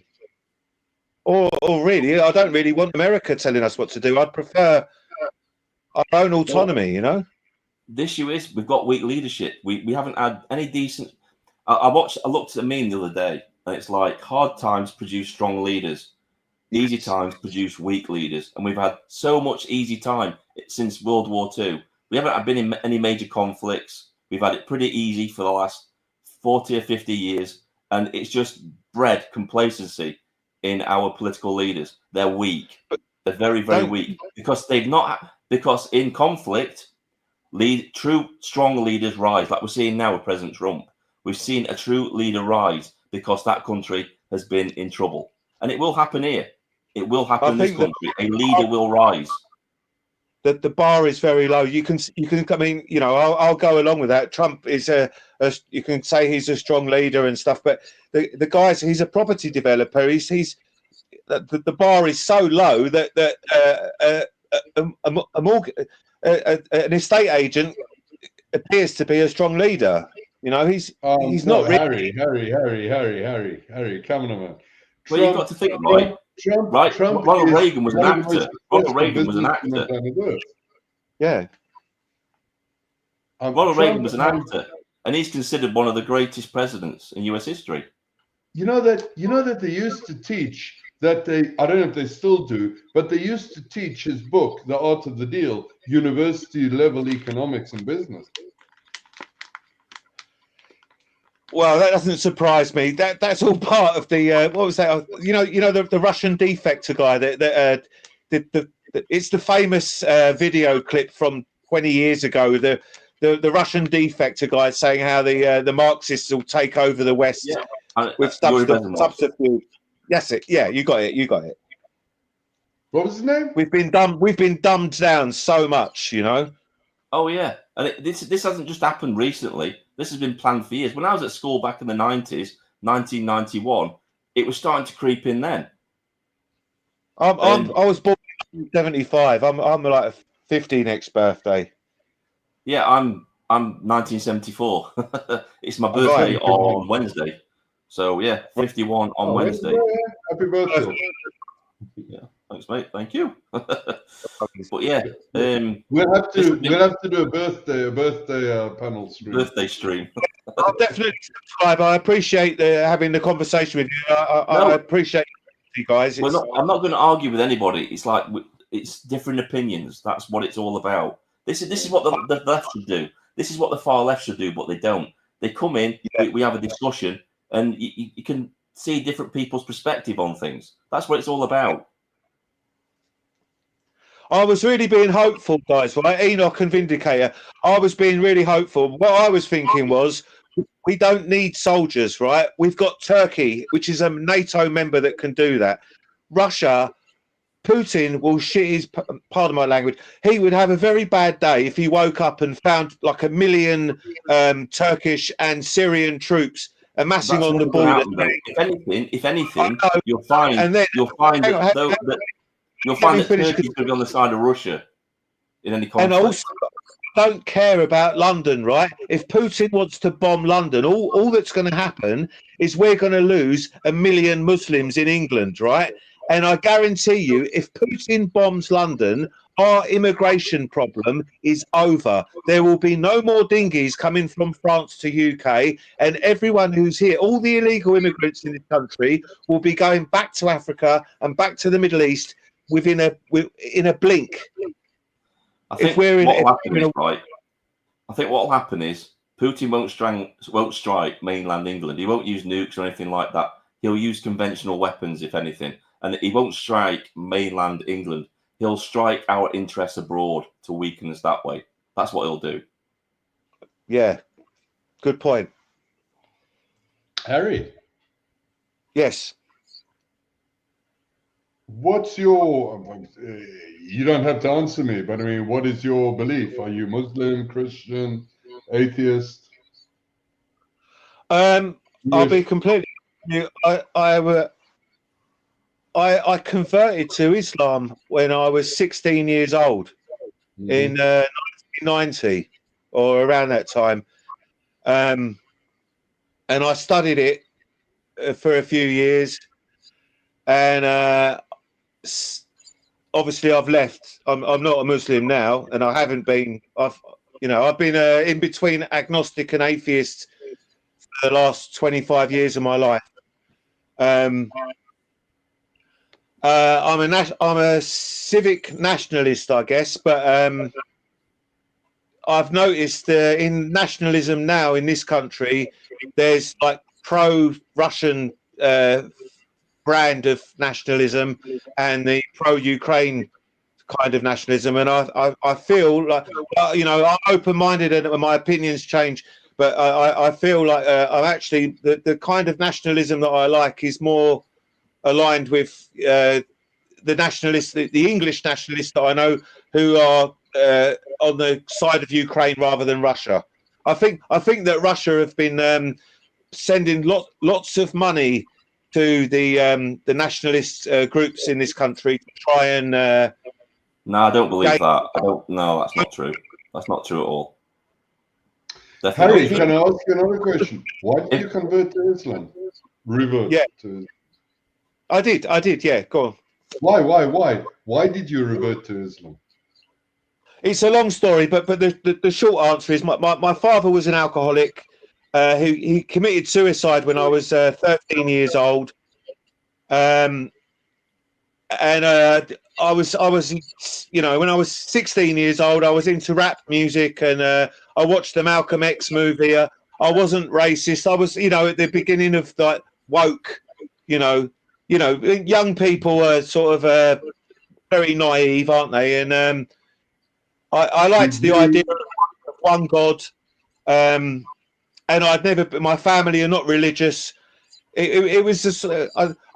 I should say it was like a phase. It was a phase that I went through. But I'm a bit of a nerd, and I like to study things. And I went very deep with studying Islam when I first learnt about it. And you were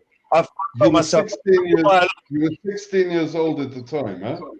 Did you get groomed? Did you get groomed by some Muslim men? I groomed myself because I was at that rebellious age, but also, looking back now, I feel like I was groomed. That's why I'm so outspoken about it now, because I studied Islam a lot, and I know quite a bit about it, and I realise how dangerous it is.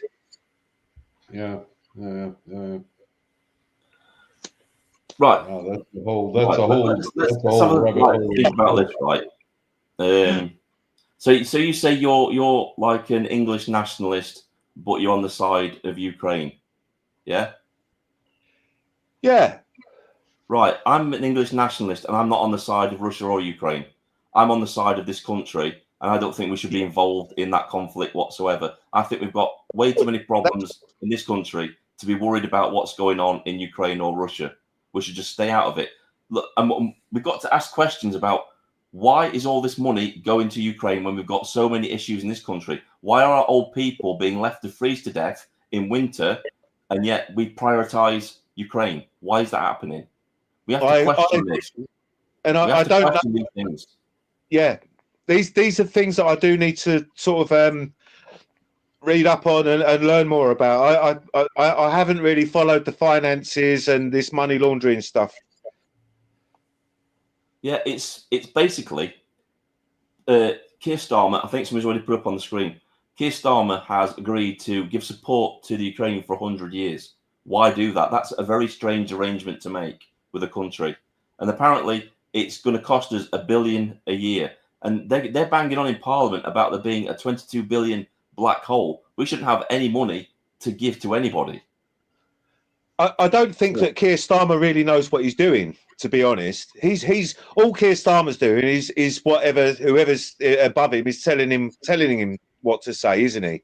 Yeah, I've said this in videos, right? Keir Starmer is not in charge of this country. None of the European leaders are in charge of their countries. All this is coming from Davos and the World Economic Forum, the globalists, the big businesses. Can I interrupt? I saw a report today or yesterday that apparently Zelensky suggesting, I don't know if it's true, but that Zelensky already made a deal in January with Starmer over the rare earth metals, for the rare earth metals. And that is why he blew Trump and Vance off. Well, apparently, and this is what I've heard, he sold those rare earth mineral rights to a lot of different people. He's like a con man. He's like a con man selling the London Bridge. They all are. They're all. And I think that's why Trump has actually pulled. I think he's realised. I think they've got intelligence to say he's already offered those mineral rights to other people. And if you look at Putin has now said, we've got more rare earth minerals than Ukraine has. We can offer you a deal. And maybe that's the way peace happens. An agreement like that. Russia is the biggest country on earth and the most untapped resource on earth. Exactly. You remove Ukraine totally from the equation, and you've got America and Russia making a deal, and you get peace that way. America says to Putin, right? We'll do a deal with you. We'll buy you earth rare meals. Pull out of Ukraine. Leave them alone. Why is Russia mining in Africa then? If they've got so much resources in Russia, is it because of the sanction? Probably. Because they're like China and Russia are basically colonizing Africa, aren't they? Now, like we did. I won't say so much Russia, but China definitely is. China's colonizing everywhere. I mean, you look how much China actually controls the UK. You wouldn't believe how much China has investments in the UK. Yeah, Qatar as well. Yeah, in Israel as well. China has been building Israel's infrastructure for 20 years.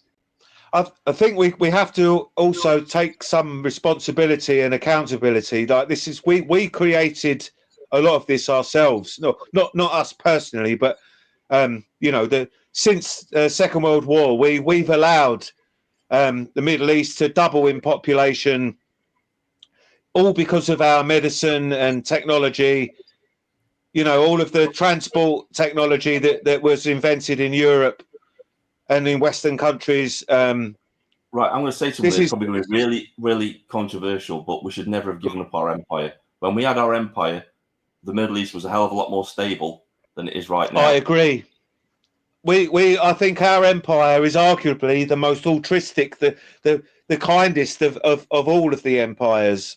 Well, exactly. There were ups and downs. There were ups and downs. Like for example, the British, the British during World War II turned refugee ships bringing Jews from Nazi Germany to Palestine, they turned them back and they got all murdered, you know. So yeah, there's ups and downs, but yeah, the British Empire did a lot of good. Yeah. I'm not saying that like you know, a complete like flag waving and all the rest of it, but you know, You should be Christian. You should be proud to flag wave. We should flag wave at every opportunity. We should be proud of our country.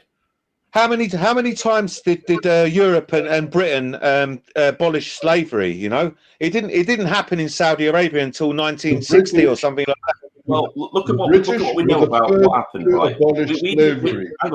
We didn't finish paying off our debt for stopping slavery until 2014. So everybody up until that point paying tax was helped to stop slavery. And they're saying that we need to pay reparations for slavery. We helped stop it. We spent basically, I think it was twice our national budget on stopping slavery. The British were the first to abolish slavery and paid and fully paid all the reparations that they committed to paying. Yeah. Can I just say something? I just want to like address this. Yeah, I want to thank Dino Bane for giving me a shout out on his channel. I want to thank all the new people coming along to this channel because of him. Yeah, thank you for that. Yeah, man. You know, it wasn't because of Dino Bane, but I watched Dino Bane's channel, and I'm going to watch yours as well from now on, Vindicator. So, thank you. Yeah, that's great. Yeah. No worries. We really have to. And another thing that Dino Bane put me onto was I can't remember the channel now, but another channel. It's really important, guys, that we talk to people in real life away from social media as well. You know, because it's often it's an echo chamber on social media. Well, I'll be honest with you. This is what I don't like about the United Kingdom rallies. They're always down in London, and I don't particularly want to go to London. To be honest with you, I don't want to be in London because I'm from London. And I wish it was wiped off the map. To be honest, I don't. Yeah. I wouldn't miss it at all if it wasn't here. Yeah, unfortunately, our capital city is not our capital city anymore. Unfortunately, it's just not. We could have York. Where's we had Cambridge? I think Cambridge, York, Winchester. I'll be honest with you, right? I think our first step of taking our country back is getting rid of Sadiq Khan from being mayor of London. Once he's going to be mayor of London, we've got rid of that guy. We can start taking back our towns and cities. And I've suggested this on Twitter, right? When it comes to the London mayor, the whole country should choose who's London mayor because he not only represents London, but he's representing the whole country, just like our government is. And I don't think it's fair that it's just the people of London that get to elect him. I think it should be everybody. And the only reason he gets in power every time is because of the demographic change in London. It's majority Muslim now. And that's the only reason he gets to be London mayor every single time. Is because the vote is always rigged in his favour. If it was countrywide, I think a war. We need a war. The only thing that's going to we're not going to vote our way out of this. A war is the only thing that's going to.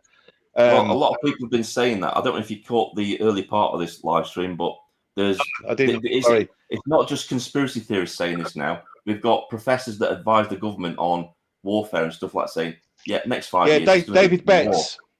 Yeah. Did you see David Betts? That guy. He's an advisor to the government. Yeah. Yeah. He said he's saying 5 years there's going to be a civil war. It will be rural areas attacking cities, won't it? Yeah, the farmers basically. It's going to be the farmers. Yeah, I'm not 100% sure about that. I think it's more likely going to be the denizens of the cities raiding outside the cities when their supplies run out. Yeah. Yes. I'll tell you something as well, right? The civil war won't be started by the English. It'll be started by insurgents, ISIS insurgents that commit a really horrific act that the government just can't sweep under the carpet anymore. That's why I think it wouldn't be such a bad idea to keep supporting Ukraine because if Putin bombed London, which is I mean, he's gonna if he would bomb military sites, but also the finance, the Citibank and the City of London is where all the banks are. So if he bombed London, I'm not joking. Like there wouldn't we would end our immigrant problem overnight. No one would come here. Look at My you. theory.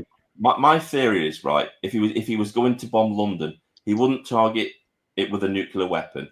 He wouldn't target 10 Downing Street or anything like or Buckingham Palace. He'd target our data centers because that's where we're vulnerable.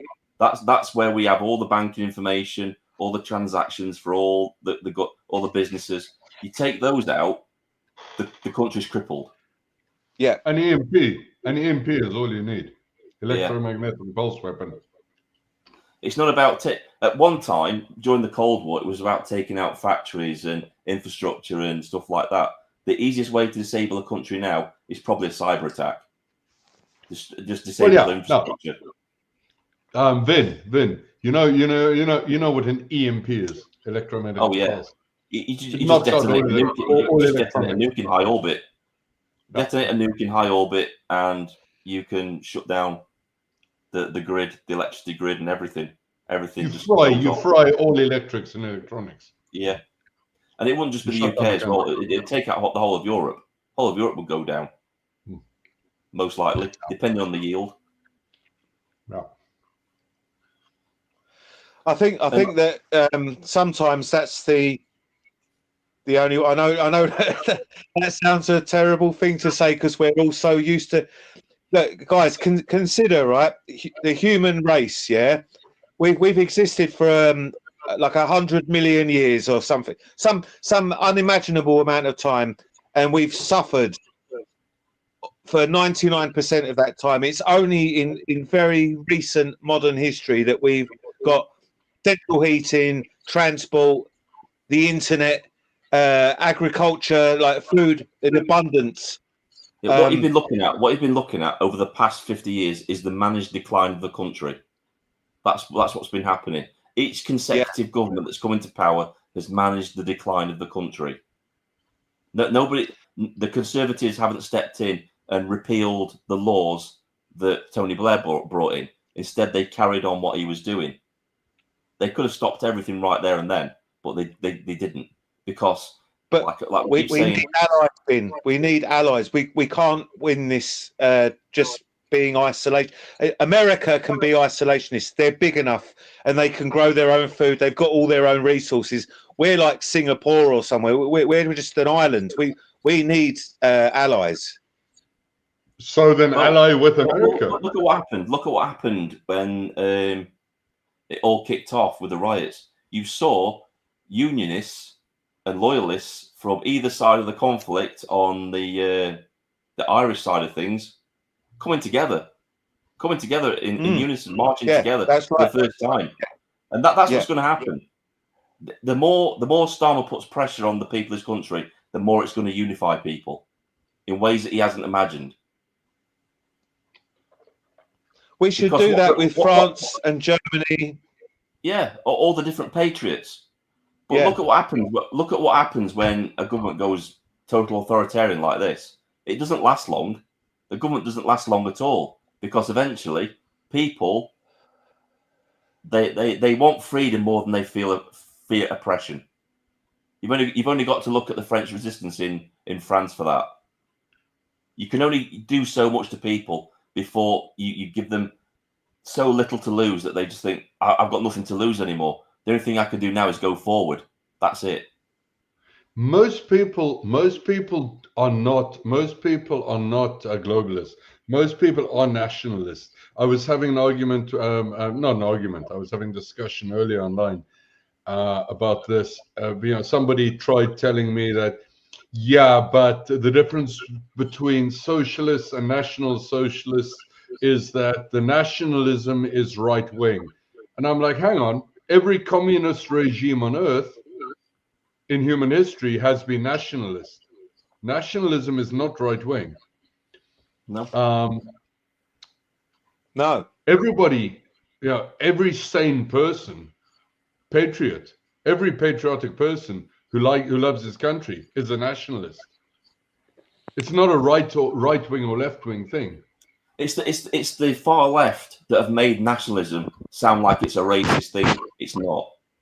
Yeah, and that came out of the Second World War. The National Socialist Workers' Party, they had to rebrand. They had to rebrand Nazism as right wing so they could get away with doing it again. Yeah. Yeah, I'm not racist. I am nationalist, but I'm not an ethno-nationalist. Oh no. I mean, there's nothing wrong with being a nationalist. You're just proud of your country. There's nothing wrong with being proud of England and saying that you're proud of being proud England. of your heritage, your history, your family, or what made you what you are. None of these people who call us racist for being proud of our country would dare say that to people in Pakistan or India. They wouldn't dare say to those people, "Oh, you're nationalist, you're racist," would they? It's all part of an agenda. It's all part of the agenda. You see multiculturalism being pushed on anywhere else other than the West? No, not at all. Exactly. Yeah, it wasn't for us. I'm just answering this comment here. The one and only KCTCB. When Labour got in power, they said they were going to build 1.5 million houses. I wonder who for. Yeah, it's not us. It's not us at all.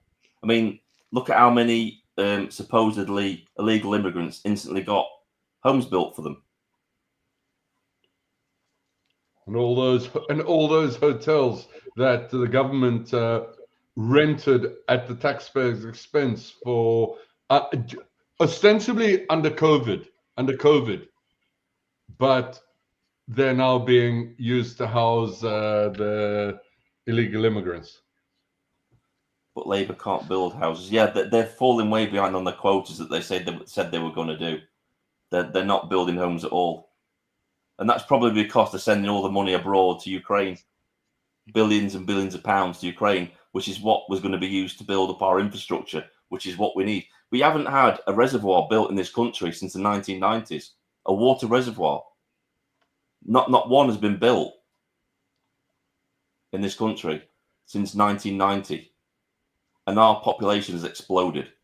So it tells you what's going on.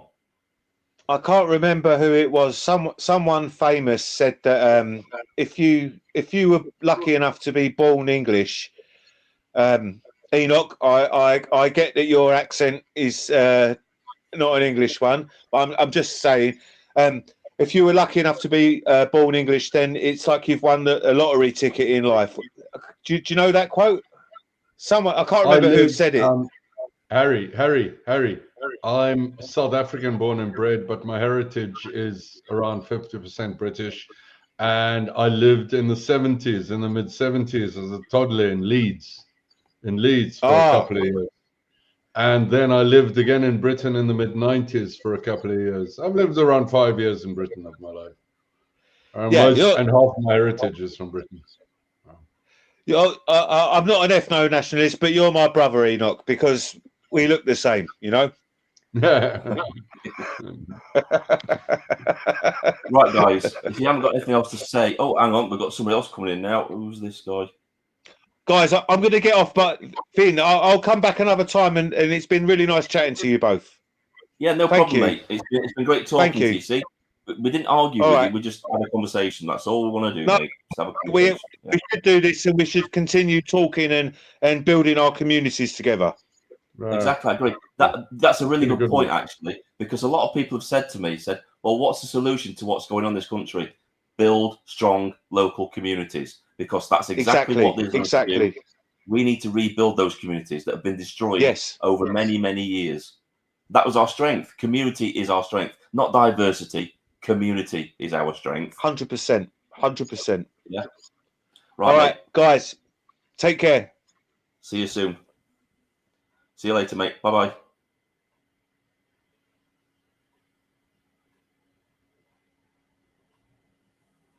The councils are giving PlayStations to the immigrants in hotels, paid for with our council tax, offering DJ courses. Yeah, I can believe that 100%, especially in Labour-run councils. Yeah, I see.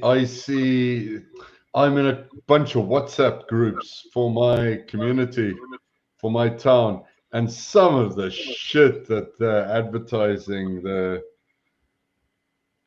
these groups, to get involved in community and stuff. It's like, oh, come on. Yeah, it was actually great to have Harry on because I think we gave him something to think about with his perspective on things. Yeah, no, that was really good. That was excellent. Yeah. What's the point? What's the point in chatting just with people you agree with on everything? Exactly. I prefer it. I used to like advertise for lefties to come in and have a debate because they're the best kind of live streams because you're bouncing ideas off. But obviously the lefties don't want to debate because they haven't got anything. They've got no solid arguments. As long as people stay civil and polite. Exactly. I mean, yeah, it's all good. I mean, I'm fine. I love trying to persuade people to my viewpoint. This is something the left don't understand. That if you want to persuade somebody, the last thing you want to do is call them racist or an ism or a phobe or anything like that. You're not going to get to anybody saying that. Yeah, as long as someone stays polite and friendly and civil, I'll stay polite and friendly and civil, and I'll keep trying to turn them to my way of thinking. And they're welcome to do the same to me. I'm glad we could help that other guy, Kenny, as well, because I think he really needed the chat. I think he needed the chat with how he was feeling and stuff. And sometimes when you're depressed, just talking to strangers about your feelings helps. Yeah, it really does, because they won't judge you. They're not there to judge you because they don't know you. And just listening to people sometimes. There are a lot of people. Then this has been the whole point of everything that's been happening on the whole agenda of however many years. It's to isolate people, and COVID was the peak of that. It's to isolate people so they're stuck online and they're only exposed to the state propaganda. Well, there was no way. I suffer from PTSD. I'm going to tell you a story now why I've got it. Don't normally do this, but I was out in Iraq. I was doing private security out there. I've got to be careful what I say because I've still got NDAs in place, so I can't say. I'm listening. Yeah, I can't say names or place or anything like that. But I was out in Iraq, and I witnessed basically all my friends get killed in an IED attack. I was buried under a wall for 8 hours till I was rescued, and it was hard because all the friends I made out there, we talked about having barbecues when we came back and stuff like that. And I came back and I got nobody, and it was really, really hard.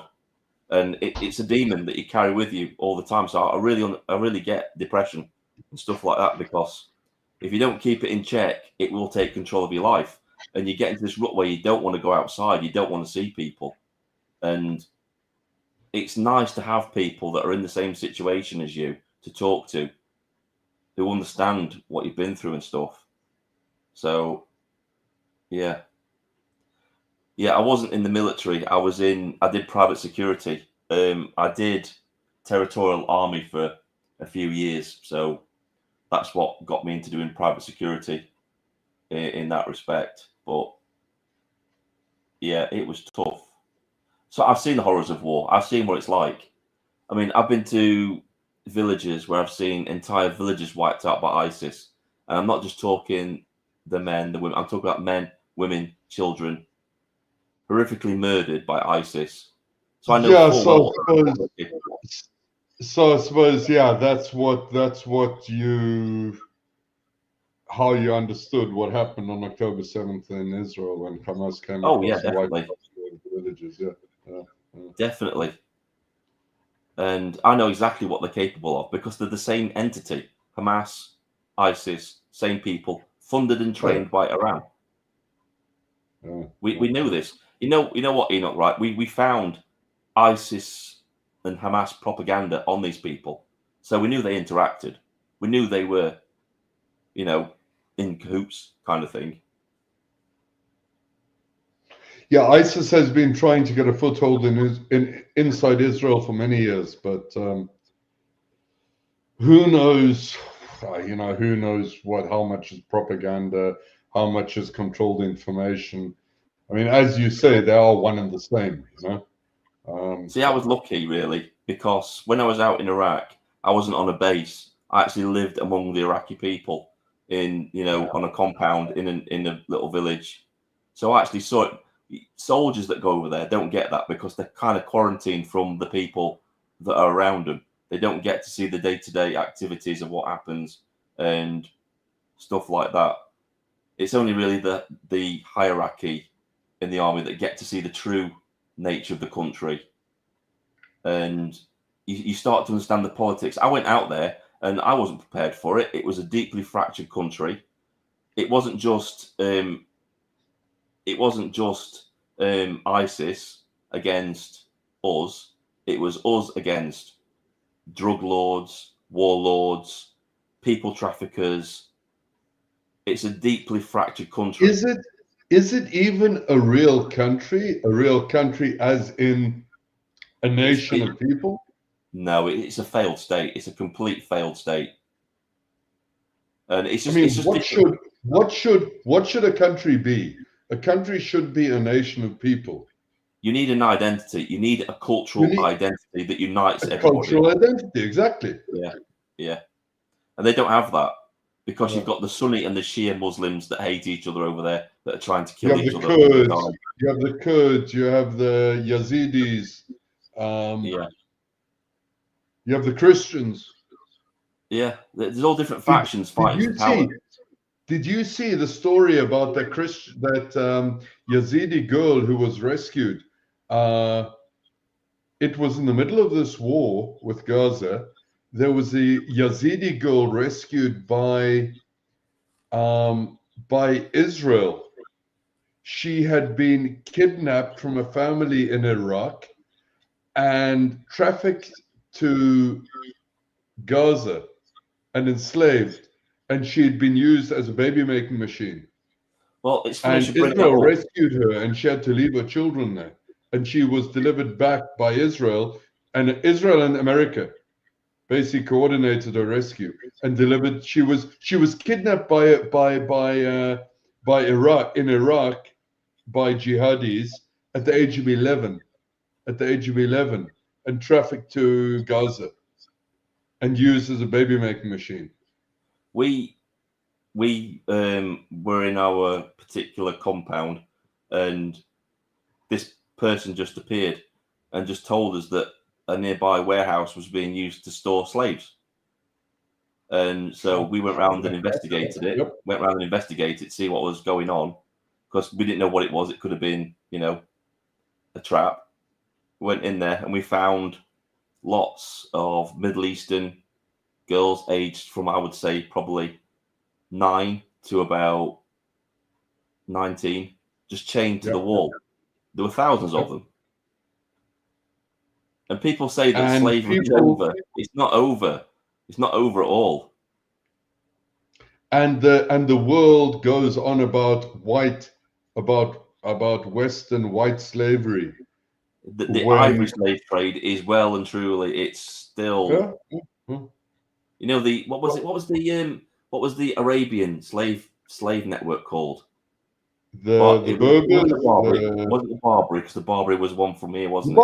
The Berbers, yeah. The Berbers, yeah. That was the reason that which president of the US was it that created the US Navy? Can't remember. Was it Jefferson? Was it Jefferson who created the United States Navy to put an end to the Barbary, to the Berber slave trade in the Mediterranean? I'm not sure. I think that was one of the reasons why we decided to abolish slavery, is because the Barbary pirates came up as far as, wasn't it? They were in. They came up to Ireland and Scotland. Yeah. and they were taking people. They took over 1 million people. They took over 1 million Oh, yeah. people from the UK, Yeah. but that never gets mentioned. They took as many people as black slaves were taken from Africa. Yeah, and There was very little difference. This always blows their mind when they talk about reparations. It's like, well, why aren't you asking reparations from the African kings that sold their own people into slavery? Yep. Why aren't you asking that question? One of the things that really fucking rubs me up the wrong way is the, what do you call them? The Hitler fanboys, the ethno-nationalists. They have this claim that it was Jewish ships which took the black slaves from Africa to America. I mean, They always have this. They always have this weird twist on history, don't they? Whatever they say.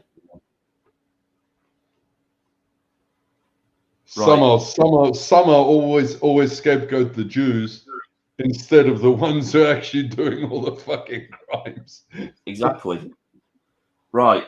I'm going to end the stream because it's been going on for about 3 hours now. I don't know what time it is there for you. It's 12:15. It's 2 a.m. It's 2 a.m. here now. I also need wow. I also need to call it. It's been great having you on, Enoch. I'm glad you came on tonight and decided to have a chat. I'm to be honest with you, I'm glad everybody came on because it's been a really good live stream. I think it's been enjoyable. I really enjoyed it. Yeah, we should do this more often. Yeah, definitely. Yeah, try and get some and more. I see people. numbers have been steadily increasing. You know? Yeah, I mean, I'm only a small channel, so you know, even if I only get one viewer, it's there. We've got an audience, so that's the way it is. Look, an increase of 10%, 20%, 30%, 40%, which is what you've had tonight. Yeah, it's been great. I'm glad people are here, and I'm going to keep doing this now. I want to create a podcast that some of us do, and do it on a specific day, and so people know about it, so they can say, yeah, right. I've been doing the straight talk. I think that's what I'm going to call it, just straight talk, because that's what I do. I don't script anything. It just comes straight from how I feel, which is where it should always come from, in my opinion. It's more natural than rather reading from a script because you sound like a robot than if it just comes from your mind. It's more it's more like having a natural conversation with people, isn't it? Yeah. No, a live discussion panel is the best way to go. That's what I'll be honest with you. I prefer doing these to actually making videos because you get to interact with people, and like people have said in it, I don't want it to become an echo chamber. I want people to come in and challenge what I'm saying, and then we can have a discussion and the back and forth sort of thing. But right. Thanks for coming, Enoch. I want to thank everybody for watching tonight. It's been a great live stream. I've really enjoyed it. Thanks to everybody that came in and had a chat. I know how hard it can be sometimes to come and chat, even though it's not a massive audience. It still could be a bit nerve-wracking talking on camera if you're not used to it. But don't be afraid. I'm not going to bite your head off. I'll always listen to you. I'll always let you speak, and then we'll have a discussion, which is like Enoch said. That's why it should always be. Yeah, it's been fun. Harry and Kenny, if Kenny's still around as well. Hope to chat soon again. Yep. Right. I shall let you go, Enoch, and we'll call it a night. 3 hours, 20 minutes, 28 minutes we've been on. Yeah. Like the old days. Yeah, like the old days. Yeah. Right. Take care. I shall see you all soon. Goodbye, everybody. Good night. This is Vindicator signing off. Cheers.